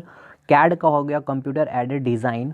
कैम का फुल फॉर्म देख लेते हैं, कंप्यूटर एडेड मैन्युफैक्चरिंग। ठीक है, computer aided manufacturing, computer aided design. DTP क्या हो गया, डेस्कटॉप पब्लिशिंग। DPI जो हो गया डॉट पर इंच। ISP जो हो गया इंटरनेट सर्विस प्रोवाइडर। NIC जो हो गया नेटवर्क इंटरफेस कार्ड। OCR क्या होता है, ऑप्टिकल कैरेक्टर रिकॉग्निशन। VLSI क्या हो गया, very large scale integration, very very important.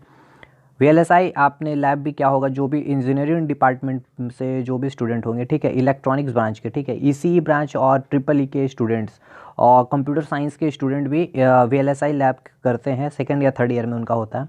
तो वेरी लार्ज स्केल इंटीग्रेशन। ठीक है, VDT हो गया आपका वीडियो डिस्प्ले टर्मिनल। ठीक है, तो सारे मैंने जो SSC में आए हुए वो सारे को मैंने आपके साथ डिस्कस करने की कोशिश की थी आज, सारी चीज़ें कवर। तो इसके बाद देखिए शॉर्टकट की जो है उसको मैं आपको दूंगा, वहाँ से 2 क्वेश्चन आप कहेंगे, यहाँ से 2 क्वेश्चन और शॉर्टकट की से 2 क्वेश्चन, एटलीस्ट 4 क्वेश्चन आपका यहाँ से कवर हो जाएगा। ठीक है, एक चीज़ मुझे आपसे जानना है कि कमेंट सेक्शन में मुझे बताना है कि आप लोग, मतलब आप लोग में से कितने, जितने भी मेरे सब्सक्राइबर, ठीक है, उनमें से कौन कौन लोग जो है टेक्निकल फील्ड से मतलब जुड़े हुए हैं। मतलब टेक्निकल फील्ड जैसे हो गया उनका, या तो वे बीटेक किए हुए हो, या फिर आपने डिप्लोमा किया हो, या फिर आपने ITI किया हो। ठीक है, क्योंकि अभी एक बहुत बड़ी वैकेंसी आने वाली है रेलवे में, आपका जो आपका LAP और टेक्नीशियन का वैकेंसी आने वाला है। ठीक है, LAP टेक्नीशियन का आने वाला है, प्लस JE और सीनियर सेक्शन इंजीनियरिंग का। ठीक है, सीनियर सेक्शन इंजीनियरिंग का आने वाला है। तो जो बंदा अगर LAP टेक्नीशियन और सेक्शन इंजीनियर या फिर जूनियर इंजीनियर की बात कर ले, जो लोग भी इंटरेस्टेड हैं तो प्लीज़ कमेंट करना, या फिर जो भी टेक्निकल बैकग्राउंड से, क्योंकि मैं भी टेक्निकल बैकग्राउंड से बिलोंग करता हूँ, तो I have some knowledge about this. और अपना ब्रांच जो है मैकेनिकल है, तो ऐसे इन सारे एग्ज़ाम में तो सारे ब्रांच से क्वेश्चन आते हैं, तो इससे कोई इशू नहीं, मैं सारा चीज़ आपके साथ करूँगा। लेकिन आप लोग एक बार कमेंट करके मुझे ये बताना, ठीक है, ये चीज़ मुझे जाननी है, तो इसलिए मैंने इसका वीडियो में डिस्कस कर रखा है। तो इसका PDF आप फेसबुक पेज से आप लोग डाउनलोड कर लें। ठीक है, जिसका लिंक मैंने डिस्क्रिप्शन में दे लिया। ठीक है, तब तक के लिए धन्यवाद। नमस्कार, मैं अभिषेक कुमार आप सभी का स्वागत करता हूं फोकस स्टडी विद तभी में। कंप्यूटर का एक इम्पॉर्टेंट टॉपिक सॉफ्टवेयर मैं आपके साथ डिस्कस करने वाला हूं। इसका पार्ट 1 मैं आपके सामने लाया हूं। ठीक है, काफ़ी सारे क्वेश्चन यहाँ से आपके एग्ज़ाम में बनेंगे, चाहे बैंक का एग्ज़ाम हो, चाहे SSC, चाहे कोई भी एग्जामिनेशन में आप अगर बैठ रहे हो तो। ठीक है, इंपॉर्टेंट टर्म जो है इसको मैंने आपके साथ डिस्कस किया है। इसका PDF आप फेसबुक पेज से डाउनलोड कर लेना। ठीक है, फेसबुक पेज का लिंक भी मैंने दे रखा है डिस्क्रिप्शन और कमेंट में। तो देखो, सबसे पहले ये चीज़ जानो कि इसमें काफ़ी चीज़ें सॉफ्टवेयर में, तो इसका मैं जो काफ़ी जिस टॉपिक से क्वेश्चन बने उसको मैं अभी आपके साथ डिस्कस कर रहा हूँ। ठीक है, तो अच्छे से सुनना, कोशिश करना समझने की से। सबसे पहले समझो कि सॉफ्टवेयर होता है क्या। सिंपल सी लैंग्वेज में सॉफ्टवेयर हम उसे कहते हैं जिसे आप क्या कर सकते हो कि छू नहीं सकते हो, कि जैसे मैंने पहले भी बता रखा है कि सॉफ्टवेयर हम उसे कहते हैं जिसे हम छू नहीं सकते अपने हाथों से, फिजिकली हम उसे टच नहीं कर सकते, उसे हम कहते हैं सॉफ्टवेयर। एक टर्म होता है बूटिंग। ठीक है, अब बूटिंग क्या होता है इसको समझना, क्योंकि यहाँ से क्वेश्चन हमेशा पूछे जाते हैं ऑलवेज। देखो बूटिंग क्या होता है, मैंने लिखा है कि कंप्यूटर ऑन करने की जो प्रोसेस होती है हम उसे कहते हैं बूटिंग। जब तक पूरी डिस्प्ले शो ना हो, मतलब आपकी जो कंप्यूटर है चाहे मोबाइल हो, ठीक है, मोबाइल में भी बूटिंग किया जाता है और कंप्यूटर में भी किया जाता है। जब तक कि पूरा डिस्प्ले आपका वॉलपेपर जो लगा हुआ है मॉनिटर में, जब तक वो शो ना कर जाए तब तक समझना है कि आपका बूटिंग प्रोसेस जो है वो कंप्लीट नहीं हुआ है। कंप्यूटर ऑन करने की प्रोसेस को ही बूटिंग कहते हैं। जब तक पूरी डिस्प्ले शो ना हो जाए उसे हम क्या कहते हैं, बूटिंग। अब ये बूटिंग जो प्रोसेस होता है इसके साथ दो प्रोसेस और होता है उसके पहले। आप जैसे क्या करते हो, जैसे आपका कंप्यूटर है, आपने क्या किया, सीपीयू का जैसे ही स्विच ऑन किया तो क्या आपको कंप्यूटर तुरंत ऑन मिल जाता है, डिस्प्ले उसका शो करता है? नहीं, थोड़ा सा वो टाइम लेता है। उसके बाद आपका डिस्प्ले या फिर जो भी वॉलपेपर लगा हुआ रहता है आपके डेस्कटॉप में वो उसके बाद शो करता है। तो ये जो टाइम लगता है इसमें कुछ प्रोसेस होती है, और ये जो प्रोसेस होती है इसमें दो प्रोसेस आपका होता है, ठीक है। उस प्रोसेस को समझना, उस प्रोसेस को कहते हैं पोस्ट, और उस एक प्रोसेस को कहते हैं बायोस, ठीक है। पोस्ट होता है पावर ऑन सेल्फ टेस्ट, और बायोस जो होता है बेसिक इनपुट आउटपुट सिस्टम, ठीक है। पहला ये जान लेना, इसका फुल फॉर्म हमेशा क्वेश्चन एग्जाम में आते हैं, वेरी वेरी इंपॉर्टेंट है। पावर ऑन सेल्फ टेस्ट और बायोस होता है बेसिक इनपुट आउटपुट सिस्टम। मतलब ये प्रोसेस कैसे काम किया, आपने क्या किया, सीपीयू का जैसे ही कि स्विच ऑन किया ये आपका कंप्यूटर है, ठीक है, स्विच ऑन किया तो ये आपका कुछ यहाँ पे प्रोसेस होता है, ठीक है। ये जो प्रोसेस होता है पोस्ट और बायोस के थ्रू होता है। उसके बाद थोड़े देर के बाद आपका क्या होता है, डेस्कटॉप में जो भी वॉलपेपर या फिर जो डिस्प्ले होता है वो शो हमें देखने को मिलता है। तो ये किस तरह से अब काम करता है, अब हम लोग इसको समझते हैं पोस्ट को पहले। पावर ऑन सेल्फ टेस्ट, ठीक है। तो देखो जब कंप्यूटर को ऑन किया जाता है ना, तब कंप्यूटर क्या करता है, जितने भी उसमें इंटरनली और एक्सटर्नली डिवाइसेस लगी होती है, इंटरनली जैसे आपके वेब कैमरा हो गया, उसके अंदर हार्ड डिस्क हो गया, या फिर कुछ भी एक्सटर्नली आपका हो गया, माउस हो गया, कीबोर्ड हो गया, स्कैनर हो गया, प्रिंटर जो भी लगा होता है, उसको क्या करती है, वो चेक करती है और देखती है कि सारी डिवाइस प्रॉपर 100% सही काम कर रही है या नहीं। अगर कोई भी डिवाइस सही से काम नहीं कर रही, कोई भी एरर वो फाउंड करती है, तो वो तुरंत डेस्कटॉप में एक मैसेज या फिर इन्फॉर्मेशन की तरह हमें डिस्प्ले करती है कि कोई एरर है उस डिवाइस में, ठीक है। और उसके बाद ही कंप्यूटर क्या होता है, ऑन होता है आपका। तो समझो अगर कोई भी एरर अगर है, कोई भी जैसे आपका माउस लगा हुआ है, लेकिन क्या हुआ कि माउस में कुछ भी मतलब एरर आ गए, तो वो आपका पहला क्या करेगा, डिस्प्ले में शो कर देगा कि यहाँ इस डिवाइस में आपका एरर है। तो आप उसको फिर से ठीक करोगे, उसके बाद आपका क्या होता है, सिस्टम ऑन होता है। तो इसे ही हम कहते हैं, इस प्रोसेस को ही हम कहते हैं पोस्ट, ठीक है, पावर ऑन सेल्फ टेस्ट, ठीक है। आई होप आप लोग समझ गए होंगे, इस प्रोसेस को ही पोस्ट कहा जाता है। यहाँ से क्वेश्चन हमेशा पूछे जाते हैं, इसलिए मैंने इसको डिस्कस किया है। अब बायोस क्या होता है, बेसिक इनपुट आउटपुट सिस्टम। अब इसको समझते हैं। देखो जो पोस्ट प्रोसेस जो करती है ना, पोस्ट ने क्या प्रोसेस किया, जितना भी आपका इंटरनली और एक्सटर्नली डिवाइस जो भी लगी हुई थी उसको क्या किया, उसने चेक किया, समझो एक तरह से उसका टेस्ट किया।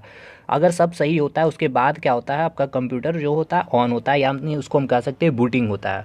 इसका मतलब ये जो प्रोसेस किसके थ्रू होता है, जो पोस्ट ने जो प्रोसेस किया उस किसके थ्रू होता है, वो बायोस के थ्रू होता है। मतलब कि समझो ये बायोस होता क्या है, ये एक अगर आपका बायोस अगर मतलब कोई फॉल्ट होगा बायोस में या फिर सही नहीं रहा, तो आपका क्या होगा, कंप्यूटर ऑन ही नहीं होगा, ठीक है।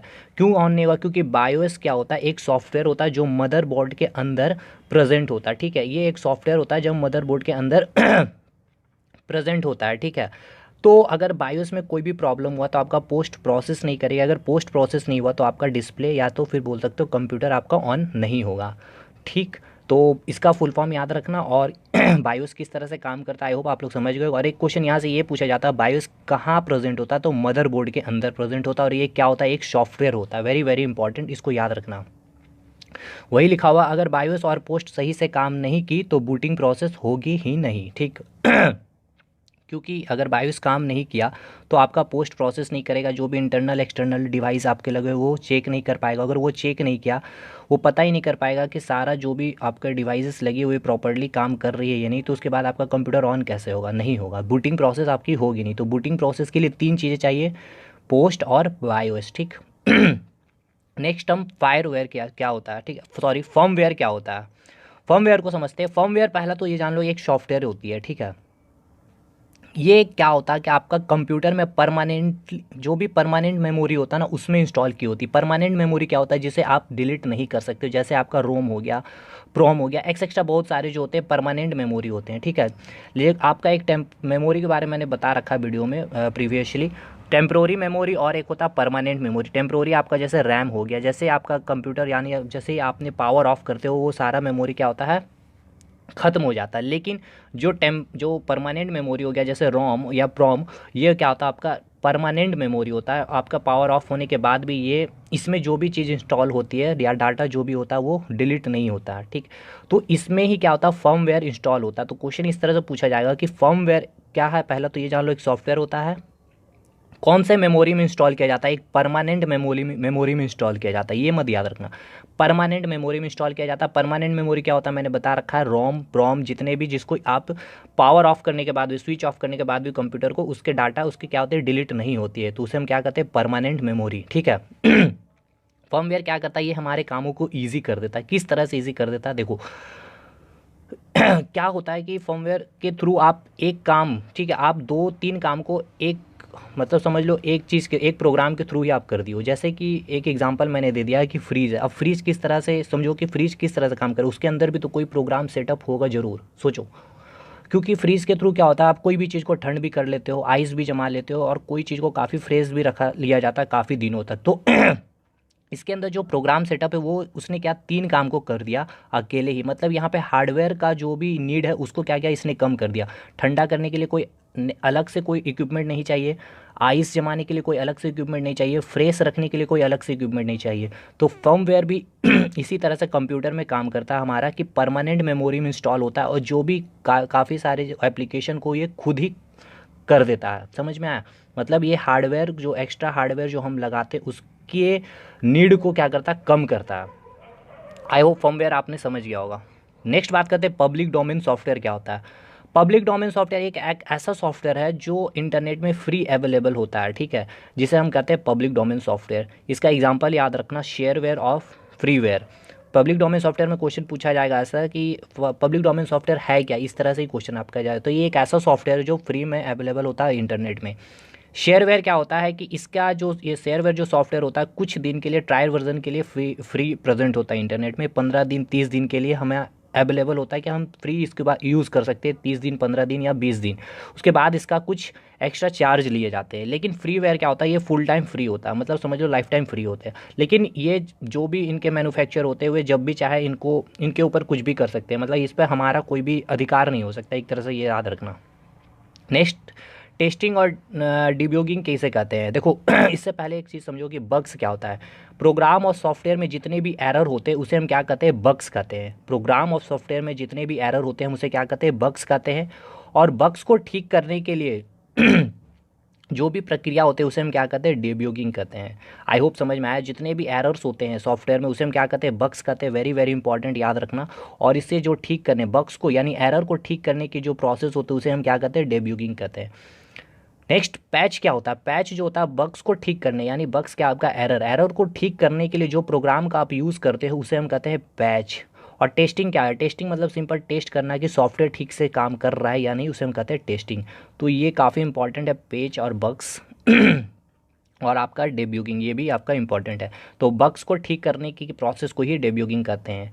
देखो क्वेश्चन पूछा गया था सीजीएल में आया हुआ आपका पीडीएस क्या है, तो इसका पहला फुल फॉर्म याद रखना। और ये इंटरनेट में फ्री अवेलेबल एक सॉफ्टवेयर होता है, बता दिया मैंने। नेक्स्ट क्वेश्चन पूछा गया था बग्स को ठीक करने के लिए, यानी बग्स क्या होता है, एरर को ठीक करने के लिए जो प्रोग्राम यूज़ करते हैं उसे क्या कहते हैं, पैच कहते हैं। अभी मैंने कहा, ठीक है, पैच कहते हैं। ये काफ़ी इंपॉर्टेंट टर्म्स है। और एक क्वेश्चन आया था कंप्यूटर सही ढंग से कार्य कर रहा, उसके सारे पार्ट 100% वर्किंग है, ये कौन बताता। ऑप्शन है बूटिंग, प्रोसेसिंग, डेस्कटॉप, नॉट। तो बूटिंग ही बताता है। जब आपका बायोस और पोस्ट दोनों जब प्रोसेस हो जाता है उसके बाद कंप्यूटर ऑन हो जाता है, यानी बूटिंग सिस्टम काम करता है। क्योंकि ये बता देता है बायोस और पोस्ट की सारा डिवाइस जो इंटरनली एक्सटर्नली लगे हैं सारा सही ढंग से काम कर रहा है। तो बूटिंग ही ये प्रोसेस है जो कंप्यूटर सही ढंग से कार्य कर रहा है या नहीं, 100% वर्किंग में है या नहीं, यही बताता है। और भी सारे क्वेश्चन थे पोस्ट के आए हुए थे, फुल फॉर्म से रिलेटेड जो भी चीज़ आए हुए थे उसको मैंने यहाँ पे पॉइंट वाइज समझा दिया। तो इसको बिल्कुल अच्छे से समझना, अच्छे से कोशिश करना, 1-2 बार वीडियो को देखने की कोशिश करना तो चीज़ें क्लियर हो जाएंगी। और मैंने जितना कोशिश था मैंने अपना किया समझाने का। इसके बाद देखो एक इम्पॉर्टेंट और आपका जो होता है क्वेश्चन बन जाता है लैंग्वेज का, इससे क्वेश्चन बनता है। और आपका ऑपरेटिंग सिस्टम से यहाँ क्वेश्चन बनता है सॉफ्टवेयर में, तो उसको मैं नेक्स्ट पार्ट में आपके लिए लाऊंगा। और ये काफ़ी इंपॉर्टेंट है। और नेटवर्क आप लोग अपने अच्छे से पढ़ करके जाना, जिनका 21 को पेपर है, ठीक है। और तो अभी फिर हम लोग मिलते हैं नेक्स्ट वीडियो में। अभी थैंक यू। नमस्कार, मैं अभिषेक कुमार आप सभी का स्वागत करता हूँ फोकस स्टडी विद अभी में। सॉफ्टवेयर का पार्ट 2 हम लोग डिस्कस करने वाले हैं, ठीक है। इसमें ऑपरेटिंग सिस्टम, यूटिलिटी सॉफ्टवेयर और आपका एप्लीकेशन, जितने भी सारी चीज़ें मैं आपके साथ डिस्कस करूंगा। चाहे भी कोई भी एग्जामिनेशन आपका हो, बैंक हो, एसएससी, चाहे किसी भी गवर्नमेंट एग्जामिनेशन के आप प्रिपरेशन कर रहे हो, यहाँ से आपके डेफिनेटली क्वेश्चन बनते हैं, ठीक है। और क्वेश्चन ऐसे बनते हैं ना कि अगर आपका कंसेप्ट क्लियर है तो विथ इन सेकेंड में आप क्वेश्चन को सही कर आ जाओगे, लेकिन अगर आप रट करके जाते हो तो यहाँ से क्या होता है, कन्फ्यूजन आपके बन जाएंगे एग्जाम में और गलत होने के भी चांसेस बन जाते हैं। ठीक, तो मैं बिल्कुल यहाँ पे चीज़ें समझाने की कोशिश करूँगा। आप PDF यहाँ से डाउनलोड कर लेना, आपको मैं शेयर कर दूंगा फेसबुक पेज पे, ठीक है। तो फेसबुक पेज को आप लोग जरूर से ज्वाइन करो, उसका लिंक भी मैं डिस्क्रिप्शन बॉक्स में दे रखा है। और अगर वीडियो अच्छे लगे तो प्लीज़ आप लोग लाइक जरूर करना। देखो क्वेश्चन पूछा गया था BPSC में कि लिनक्स क्या होता है, कैड क्या होता है, SSC CGL में पूछा गया था, माइक्रोसॉफ्ट ऑफिस क्या होता है, ये सारी चीज़ें पूछे गए थे SBI बैंक में। एप्लीकेशन सॉफ्टवेयर क्या होता है, ऑपरेटिंग सिस्टम, यूटिलिटी सॉफ्टवेयर। तो सबसे पहले हम लोग समझते हैं टॉपिक को, पहले क्या होता है ये सारी चीज़ें। सॉफ्टवेयर क्या होता है ये आपको मैं बता रखा पहले के वीडियो में। तो सबसे पहले दो तरह के देखो टाइप्स जो होते हैं सॉफ्टवेयर के, एक होता है सिस्टम सॉफ्टवेयर, एक होता है एप्लीकेशन सॉफ्टवेयर। अब ये नाम से आपको समझ में आ रहा होगा सिस्टम सॉफ्टवेयर, मतलब सिस्टम को ऑपरेट करने के लिए जो सॉफ्टवेयर यूज़ होता है उसे हम क्या कहते हैं, सिस्टम सॉफ्टवेयर। और एप्लीकेशन सॉफ्टवेयर मतलब कोई भी आपको एप्लीकेशन करना है, गाना सुनना है, तो उसके लिए आपने जो सॉफ्टवेयर को यूज़ किया है उसे हम क्या कहते हैं, एप्लीकेशन सॉफ्टवेयर। समझे? मतलब क्या है कि अगर आपने कंप्यूटर खरीद करके लाया है, बिल्कुल नया कंप्यूटर 50,000 में मान लेते हैं, तो आपने क्या किया, इसमें कोई भी इंस्टॉल नहीं किया है सॉफ्टवेयर, तो ये क्या है, कोई भी काम का ये कंप्यूटर नहीं है, चाहे कितना भी इसका कॉस्ट क्यों ना हो। विदाउट सिस्टम सॉफ्टवेयर आप उस कंप्यूटर को यूज़ ही नहीं कर सकते हो। तो सिस्टम सॉफ्टवेयर करता क्या है, आप कंप्यूटर और हमारे बीच, मतलब जो उसके यूज़र है उसके बीच एक रिलेशनशिप बनाता है, ठीक है। ये रिलेशनशिप बनता कैसे है, सिस्टम सॉफ्टवेयर के थ्रू ही। ये सिस्टम सॉफ्टवेयर अगर इंस्टॉल नहीं हुआ तो ये कंप्यूटर यूजलेस है। तो सेम ये आपका कंसेप्ट है ऑपरेटिंग सिस्टम की तरह है। देखिए मैंने इसलिए लिख दिया है कि सिस्टम सॉफ्टवेयर क्या है, ऑपरेटिंग सिस्टम ही है। ऑपरेटिंग सिस्टम क्या करता था, आपके जो कंप्यूटर है और यूज़र जो है उसके बीच एक रिलेशनशिप इस्टेब्लिश करता है, ठीक है। और भी चीज़ें समझो, मतलब क्या कि अगर कंप्यूटर में आपका कोई सिस्टम सॉफ्टवेयर है ही नहीं तो आप कंप्यूटर को यूज़ कर ही नहीं सकते हो, ठीक है। उसके लिए आपके कंप्यूटर में एक सिस्टम सॉफ्टवेयर होना ही चाहिए। जैसे विंडोज़ आप इंस्टॉल करते होगे, या फिर आप कभी आपने एप्पल सुना होगा, लिनक्स का सुना होगा, काफ़ी सारे सिस्टम सॉफ्टवेयर आते हैं मोबाइल में, जैसे आपका iOS हो गया, एंड्रॉयड हो गया। तो ये सारे सिस्टम सॉफ्टवेयर, आपने एक मोबाइल ख़रीदा है तो आप क्या उसके अंदर अगर कोई भी सिस्टम सॉफ्टवेयर अगर इंस्टॉल नहीं है, अगर एंड्रॉयड उसमें इंस्टॉल ही नहीं है, तो क्या वो मोबाइल यूज़ कर पाओगे आप? नहीं कर पाओगे, कोई भी फंक्शन उसमें काम नहीं करेगा। तो यही होता है आपका सिस्टम सॉफ्टवेयर। तो एक बार पढ़ लेते हैं क्या क्या लिखा हुआ। विदाउट सिस्टम सॉफ्टवेयर, कंप्यूटर हो चाहे मोबाइल हो, उसका कोई भी वैल्यू नहीं है, क्योंकि ये सिस्टम सॉफ्टवेयर ही कंप्यूटर को हार्डवेयर और यूज़र के बीच एक रिलेशनशिप इस्टेब्लिश कराता है। मतलब कि कंप्यूटर में जो भी हार्डवेयर लगाए हुए हो आपने, मान लगा रखा है माउस को, कीबोर्ड को, जो भी हार्डवेयर, प्रिंटर, स्कैनर लगा रखे हो, तो ये तब तक काम नहीं करेगा जब तक कि इसके अंदर कोई सिस्टम सॉफ्टवेयर ना हो। उसके बीच जो यूज़र जो यूज़ कर रहा है उसके बीच एक रिलेशनशिप भी यही इस्टेब्लिशमेंट करता है। नेक्स्ट लाइन में ये लिखा हुआ कि ये सिस्टम सॉफ्टवेयर ये डिसाइड करता है कि एप्लीकेशन सॉफ्टवेयर का फॉर्मेट क्या होगा। इसका मतलब क्या है, देखो सारे एप्लीकेशन आप क्या यूज़ कर सकते हो सारे सिस्टम सॉफ्टवेयर में। मान लो जैसे कि आपको यूज़ करना है VLC मीडिया प्लेयर, वीडियो देखने के लिए जो आप यूज़ करते हो कंप्यूटर में, तो आपका कंप्यूटर में मान लो एक सिस्टम सॉफ्टवेयर है विंडोज़ और एक सिस्टम सॉफ्टवेयर में चल रहा है एप्पल। तो क्या होता है, बस एक एग्जांपल दे रहा हूँ, ये VLC मीडिया है ना, ये क्या करता है, विंडोज़ में चल जाता है लेकिन एप्पल सिस्टम सॉफ्टवेयर में नहीं चलता है। मतलब क्या है कि जो भी एप्लीकेशन सॉफ्टवेयर जो तैयार किए जाते हैं, जो भी मैन्युफैक्चर जो होते हैं VLC मतलब कि एप्लीकेशन सॉफ्टवेयर को, तो VLC क्या आपका एप्लीकेशन सॉफ्टवेयर, क्योंकि यहाँ से आप क्या करते हैं, वीडियो को देखते हो, इसलिए हम इसको कह रहे हैं एप्लीकेशन सॉफ्टवेयर। कोई भी काम हम करने के लिए, जो भी हमारे काम करने के लिए जो भी सॉफ्टवेयर बनाया जाता है उसे हम कहते हैं एप्लीकेशन सॉफ्टवेयर, ठीक है। तो अब ये सॉफ्टवेयर क्या है कि विंडोज़ में चल रहा है लेकिन एप्पल में नहीं चल रहा, क्योंकि इसका जो फॉर्मेट है इसमें काम नहीं कर रहा है, इसलिए ये इसमें एप्पल के सिस्टम सॉफ्टवेयर में नहीं चल रहा है। इसलिए जो भी एप्लीकेशन सॉफ्टवेयर भी जो बनाया जाता है वो देख करके बनाया जाता है कि वो कौन से सिस्टम सॉफ्टवेयर में चलेगा या नहीं चलेगा। मतलब ये कि जो एप्लीकेशन सॉफ्टवेयर के जो मैन्युफैक्चरर होते हैं, जब मान लें कि मैं आपका एक ये एप्लीकेशन सॉफ्टवेयर बना रहा हूँ, तो मैं इस तरह से सोच के बनाऊंगा कि ये विंडोज़ में भी चल जाए और एप्पल में भी चल जाए, ठीक है, ताकि इस जो है कि मेरा जो ये दोनों सॉफ्टवेयर दोनों जगह ये काम करे। इससे क्या होगा, मुझे प्रॉफिट होगा।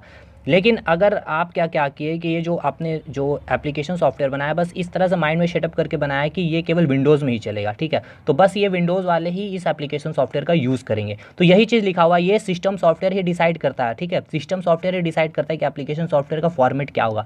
तो आप देखते हो कि इस सिस्टम सॉफ्टवेयर का ये फॉर्मेट हो, तो इसके अकॉर्डिंग ये फॉर्मेट का हम लोग एप्लीकेशन सॉफ्टवेयर VLC मीडिया मान लेते हैं बनाएंगे, ताकि ये विंडोज़ में भी चल जाएगा और एप्पल में भी चल जाएगा, ठीक है, या लिनक्स में भी चल जाएगा, एंड्रॉयड में भी चल जाएगा। तो ये चीज़ें यहाँ से समझ में आपको आ रही होगी। नेक्स्ट ये है कि क्योंकि ये सभी सिस्टम सॉफ्टवेयर में सारे एप्लीकेशन नहीं चल सकते हैं जब तक एप्लीकेशन उस सिस्टम सॉफ्टवेयर के फॉर्मेट में ना बनाया, वही चीज़ मैंने जो बोला आपको। एक एग्जांपल दिया कि विंडोज़ ऑपरेटिंग सिस्टम में हम लोग वीएलसी प्लेयर यूज़ कर सकते हैं, बट लिनक्स ऑपरेटिंग सिस्टम में हम लोग वीएलसी प्लेयर यूज़ नहीं कर सकते। वही बात यहाँ पे लिखा जो मैंने आपको एग्जांपल दिया हूँ कि विंडोज़ में आप वीएलसी प्लेयर ईजिली यूज़ कर ले रहे हो, लेकिन लिनक्स में नहीं यूज़ कर पा रहे हो क्योंकि इसका जो फॉर्मेट है इसमें सूटेबल, इसके जो मैन्युफैक्चरर जो थे बनाए थे इसके अकॉर्डिंग फॉर्मेट में बनाए थे, लेकिन इसके फॉर्मेट में नहीं बनाए थे, इसलिए यहाँ पे नहीं चल रहा। तो एप्लीकेशन सॉफ्टवेयर भी जो तैयार किया जाता है सिस्टम सॉफ्टवेयर के देख करके उसके अकॉर्डिंग ही तैयार किया जाता है एप्लीकेशन सॉफ्टवेयर। तो समझ सकते हो कि एप्लीकेशन सॉफ्टवेयर भी कुछ ना कुछ हद तक डिपेंडेंट होते हैं सिस्टम सॉफ्टवेयर के ऊपर ही, ठीक है। नेक्स्ट और एक चीज़ लिखे हैं यहाँ पे कि सिस्टम सॉफ्टवेयर जो होता है एप्लीकेशन सॉफ्टवेयर को रन कराने में हेल्प करता है। अगर सिस्टम सॉफ्टवेयर ना हो तो कोई भी एप्लीकेशन सॉफ्टवेयर आप कंप्यूटर में इंस्टॉल ही नहीं कर सकते हो। मान ले आपने क्या किया कि आपको कंप्यूटर में इंस्टॉल करना है, मान लेते हैं मल्टीमीडिया, आपको कोई भी एप्लीकेशन इंस्टॉल करना है, तो आप अगर सिस्टम सॉफ्टवेयर आपके कंप्यूटर में है ही नहीं तो वो क्या इंस्टॉल होगा? नहीं होगा। तो वही चीज़ लिखा हुआ है कि विदाउट सिस्टम सॉफ्टवेयर ना अगर ना हो तो आप कोई भी एप्लीकेशन सॉफ्टवेयर आप कंप्यूटर में इंस्टॉल ही नहीं कर सकते हो, ठीक। और क्या है कि अगर आपने क्या किया, कोई भी एप्लीकेशन इंस्टॉल किया है सॉफ्टवेयर को, तो उसको रन कराने में कौन हेल्प करता है? आपका सिस्टम सॉफ्टवेयर ही हेल्प करता है। तो ये काफ़ी ज़्यादा मैंने एक्सप्लेन कर दिया कि चीज़ें आपको समझ में आ जाए। और एक चीज़ ये लिखा हुआ कि देखिए एप्लीकेशन सॉफ्टवेयर के बारे में कुछ बोलो तो एप्लीकेशन सॉफ्टवेयर को लोगों के यूज़ डिमांड के अकॉर्डिंग बनाया जाता है, ठीक है। मतलब क्या कि अब लोगों का जैसे डिमांड है कि वीडियो को एडिट करना है तो उसके लिए एक अलग सा एप्लीकेशन बनाया जाता है। अब लोगों का डिमांड है कि म्यूज़िक को कुछ उनका म्यूज़िक का कुछ ट्यून चेंज करना है, उसके लिए एक अलग से सॉफ्टवेयर बनाया जाता है। फ़ोटो एडिटिंग करना है तो उसका एक अलग सा एप्लीकेशन सॉफ्टवेयर बनाया जाता है। तो लोगों के डिमांड के ऊपर ही एप्लीकेशन सॉफ्टवेयर को बनाया जाता है, ठीक।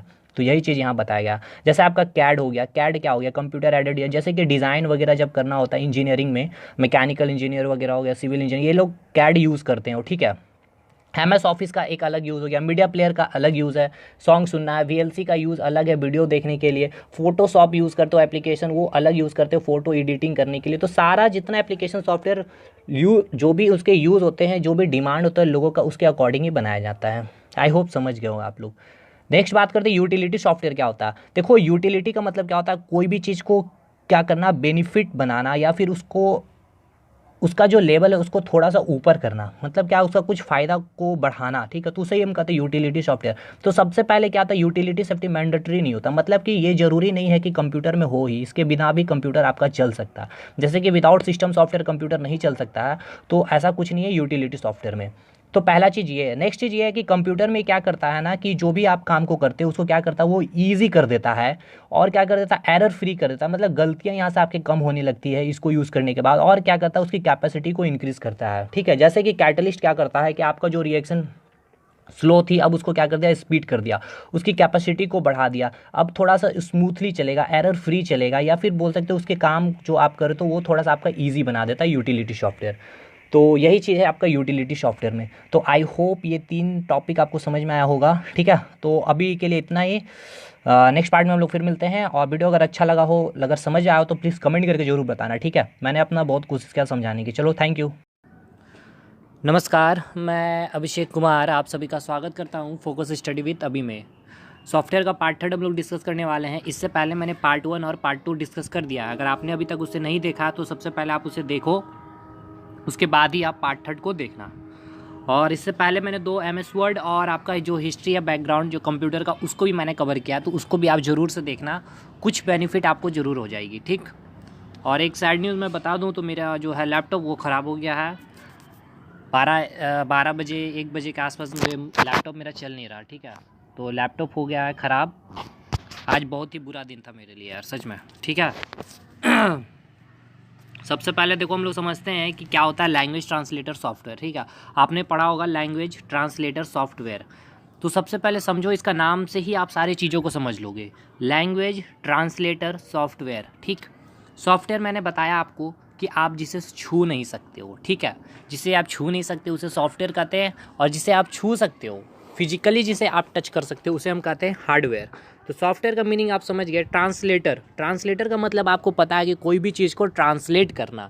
मतलब अगर आप जैसे हिंदी ट्रांसलेटर बोलते हो, किसी को भी इंग्लिश से हिंदी में ट्रांसलेट कर दो, इंग्लिश से हिंदी में ट्रांसलेट, मतलब किसी का रूपांतरण कर देना, या बोल सकते हो किसी को कन्वर्ट कर देना, तो उसे हम कहते हैं ट्रांसलेटर। और किसका ट्रांसलेटर करना? लैंग्वेज का ट्रांसलेटर करना। मतलब क्या कि कंप्यूटर जो है वो हमारी भाषा नहीं समझती है, इसीलिए हम लोग यूज़ करते हैं लैंग्वेज ट्रांसलेटर सॉफ्टवेयर का। मतलब आज जो भी चीज़ें हम लोग डिस्कस करने वाले हैं वो आएगी आपकी लैंग्वेज ट्रांसलेटर सॉफ्टवेयर के अंदर। तो वो होगी आपकी क्या? सॉफ्टवेयर। और इससे होता है क्या है कि ट्रांसलेट हो जाता है आपकी क्या? लैंग्वेज। क्योंकि कंप्यूटर जो है आपकी लैंग्वेज नहीं समझती है, वो हमारी जो बोलचाल की जो भाषाएं होती है वो चीज़ें नहीं समझती। ये जो कंप्यूटर समझती है मशीन लैंग्वेज समझती है। और मशीन लैंग्वेज हमें नहीं आती है समझ में, क्योंकि देखो मशीन लैंग्वेज जो होता है बाइनरी नंबर यूज़ किया जाता है। बात कर ले 1 0, ये सारे चीज़ें जो होती है बाइनरी नंबर में होता है। अगर आपको लिखना भी हो, जैसे अगर आपको लिखना हो 5 + 5, तो आप अगर ऐसे करते हो तो कंप्यूटर इस लैंग्वेज को नहीं समझ पाएगा। इसके लिए आपको बाइनरी डिजिट में आपको प्रोग्राम बनाना पड़ेगा। इसके लिए आपको बहुत सारे नंबर 0 1 1 बहुत सारी चीज़ें इसमें बाइनरी में आपको डालने पड़ेंगे, प्रोग्राम बनाने, जो हमारे लिए इजी नहीं है और हमें मतलब हमारे लिए बहुत टफ हो जाता है। और कंप्यूटर क्या है कि हमारी लैंग्वेज नहीं समझती है, तो इसके लिए हम लोग यूज़ करते हैं लैंग्वेज ट्रांसलेटर सॉफ्टवेयर। तो देखो हम लोग क्या करते हैं, तो हम लोग पढ़ लेते हैं अभी यहाँ क्या क्या लिखा हुआ।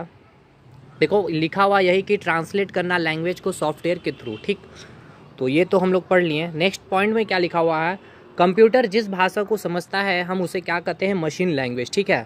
पहला चीज़ हो गया कि कंप्यूटर कौन सी भाषा को समझता है? मशीन लैंग्वेज को समझता है। और मशीन लैंग्वेज आपका क्या हो गया? बाइनरी नंबर से जो डिजिट आते हैं 0 1, उससे आप जो प्रोग्राम तैयार जो करोगे उस लैंग्वेज को क्या करती है? कंप्यूटर समझ लेती है ईजिली। बट उस लैंग्वेज से मतलब बाइनरी नंबर से हम लोग को अगर चाहे कोई भी प्रोग्राम बनाना, वो बहुत ही मतलब कठिन हो सकता है हमारे लिए, मतलब ईजी नहीं है। इसीलिए हम लोग क्या करते हैं? लैंग्वेज ट्रांसलेटर सॉफ्टवेयर का यूज़ करते हैं। नेक्स्ट, बट मशीन लैंग्वेज को मतलब बाइनरी नंबर को यूज़ कर कोई प्रोग्राम बनाना मतलब काफ़ी हार्ड है, ठीक है। नेक्स्ट, इसलिए कोई भी प्रोग्राम को हाई लेवल लैंग्वेज में मतलब उच्च स्तरीय भाषा में बनाया जाता है। हाई लेवल लैंग्वेज जैसे आपका प्रोग्रामिंग सी हो गया, C++, इसमें आपने किया भी होगा, काफ़ी सारे प्रोग्राम भी बनाए होंगे, 10-10 पेज के प्रोग्राम बनते हैं, 15 पेज के प्रोग्राम बनते हैं। तो आप कौन सा लैंग्वेज यूज़ करते हो? High level language. क्योंकि जो हाई लेवल लैंग्वेज का जो भाषा होता है बिल्कुल हमारी भाषाएँ बिल्कुल मिलती जुलती भाषाएँ होती है, और इससे जो होती है प्रोग्राम को बनाना काफ़ी आसान होता है। इसलिए जो भी अगर मतलब जो प्रोग्राम बनाया जाता है वो आपका हाई लेवल लैंग्वेज है। मतलब प्रोग्रामिंग सी की बात कर ले, C++, ये सारा आपका हाई लेवल लैंग्वेज के अंदर ही आता है, ठीक है। Next, high level language simple, जिस लैंग्वेज को हम लोग समझते हैं उसे कहते हैं। समझ गए हाई लेवल लैंग्वेज क्या होता है? और इस हाई लेवल लैंग्वेज को ही मशीन लैंग्वेज में देखो क्या किया जाता है। आप क्या किए कि अब देखो समझो चीज़ को, ये है आपका कंप्यूटर। अब कंप्यूटर को क्या करना है कि आपने कोई प्रोग्राम बनाया है, ठीक है। ये प्रोग्राम मान लेते हैं आपने बनाया है, 15 पेज का प्रोग्राम बनाया है। अब इस प्रोग्राम को आपने जो बनाया है, आपने तो हाई लेवल लैंग्वेज में बनाया है क्योंकि मशीन लैंग्वेज आपको आती नहीं है।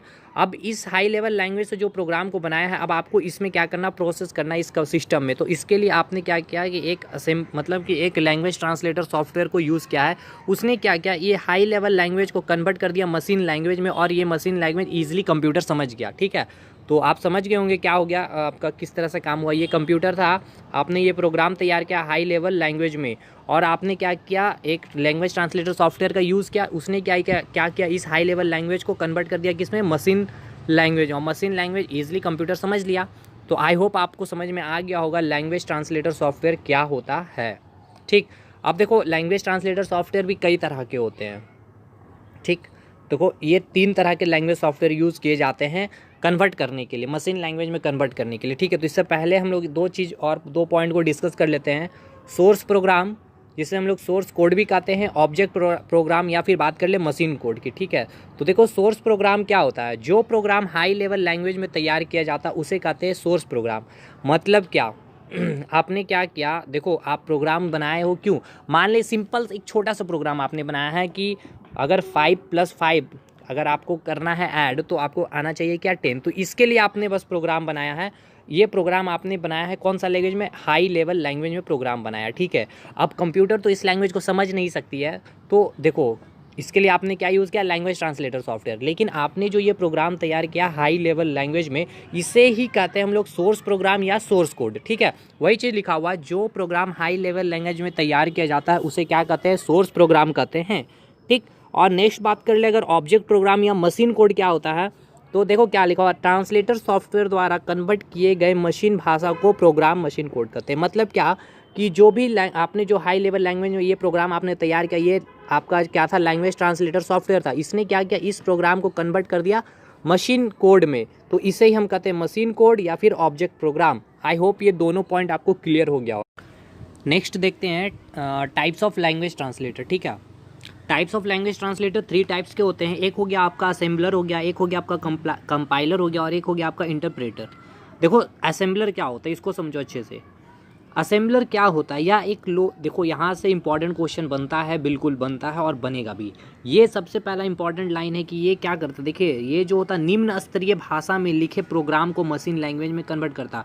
देखो भाई अभी मैं जितना भी बताऊंगा आपका असेंबलर बताऊंगा, जो कंपाइलर बताऊंगा या इंटरप्रेटर बताऊंगा, ये तीनों क्या करेगा आपका, जो आप लैंग्वेज को तैयार, जो आप प्रोग्राम को तैयार करोगे हाई लेवल लैंग्वेज में या फिर निम्न स्तरीय लैंग्वेज से, उसको क्या करेगा, ये सिंपली मशीन लैंग्वेज में कन्वर्ट कर देगा, ताकि कंप्यूटर क्या करे, या फिर कंप्यूटर में जो भी प्रोसेसर है वो उस प्रोग्राम को क्या करे, वो एग्जीक्यूट कर सके। बस ये तीनों वही काम करेगा। अब अगर आपने पहले जो भी मैंने बताया अगर समझ लिए तो आप इजीली इसको समझ जाओगे।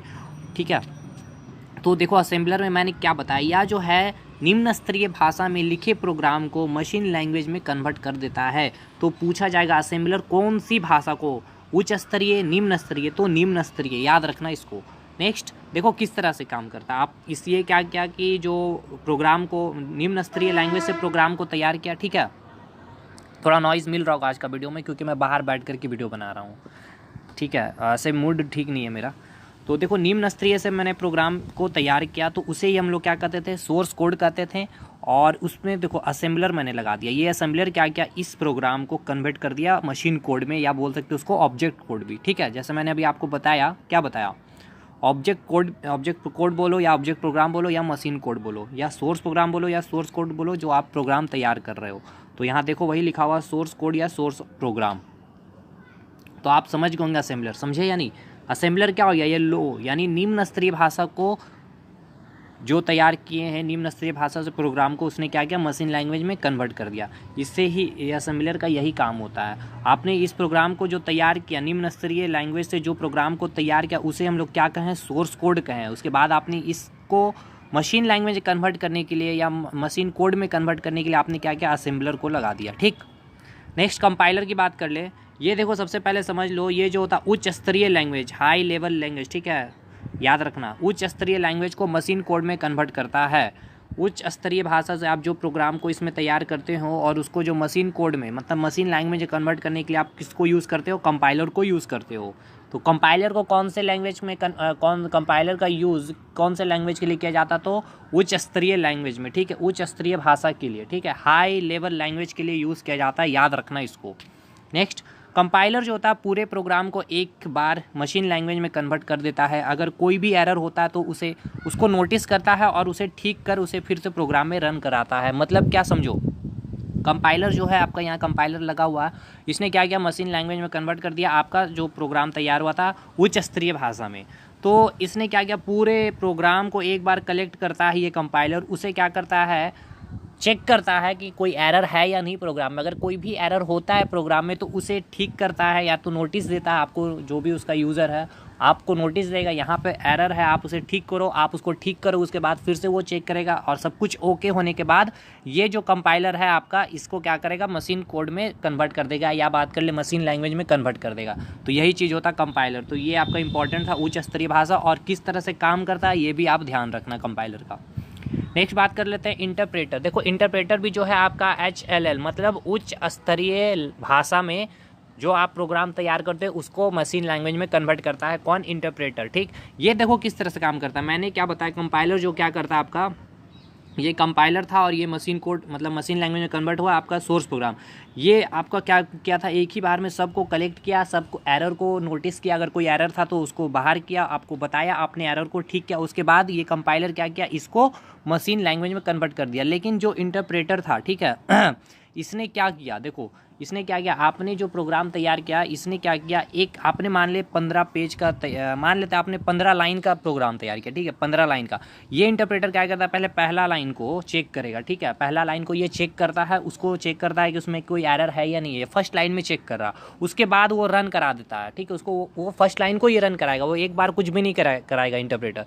उसके बाद सेकेंड लाइन को ये चेक करेगा, उसके बाद उसमें एरर खोजेगा, कोई एरर तो नहीं, उसके बाद उसको रन करा देगा इंटरप्रेटर। मतलब उसको क्या करेगा, रन कराने का मतलब उसे मशीन लैंग्वेज में कन्वर्ट कर देगा, ठीक है, सॉरी, उसे मशीन लैंग्वेज में कन्वर्ट कर देगा। उसके बाद क्या करेगा, कंप्यूटर में उसे एग्जीक्यूट कर देगा, या बात कर ले कंप्यूटर में उसे रन करा दिया जाएगा उस प्रोग्राम को। उसके बाद थर्ड लाइन को लेगा, इसलिए ये line by line interpreter program को लेता है, उसे चेक करता है अगर कोई एरर है या नहीं। देखो इससे फ़ायदा क्या होता है इंटरप्रेटर से, ये बेस्ट होता है, इसमें आपको बहुत ही जल्दी आप एरर यहाँ से फाइंड कर लेते हो, और बात कर ले तो बिल्कुल आपका प्रोग्राम में कोई भी एरर आपको नहीं मिलेगा इससे, क्योंकि ये लाइन बाय लाइन चेक करता है और उसके बाद ही ये मशीन लैंग्वेज में कन्वर्ट कर देता है। उसके बाद कंप्यूटर क्या करती है, इसे एग्जीक्यूट कर देती है, ठीक। तो इतना ही था आपका, यहाँ से आपका लगभग सॉफ्टवेयर का इम्पॉर्टेंट चीज़ जो है मैंने कवर कर दी है, ठीक है। और होप सो रात तक मैं शायद आपको एक नेटवर्क का आपको एक वीडियो दे दूं, और आज की वीडियो में आपको थोड़ी सी नॉइज़ मिली होगी, उसके लिए सॉरी, ठीक है। देखो लैपटॉप ख़राब हो गया, अब वीडियो मैं रात में बनाता हूँ या नहीं ये भी मुझे सोचना पड़ेगा, क्योंकि मुझे टैग वगैरह नहीं कर पाऊँगा मोबाइल से, ठीक। इस ये प्रॉब्लम है मेरे लिए, ठीक है। तो मिलते हैं, थैंक यू।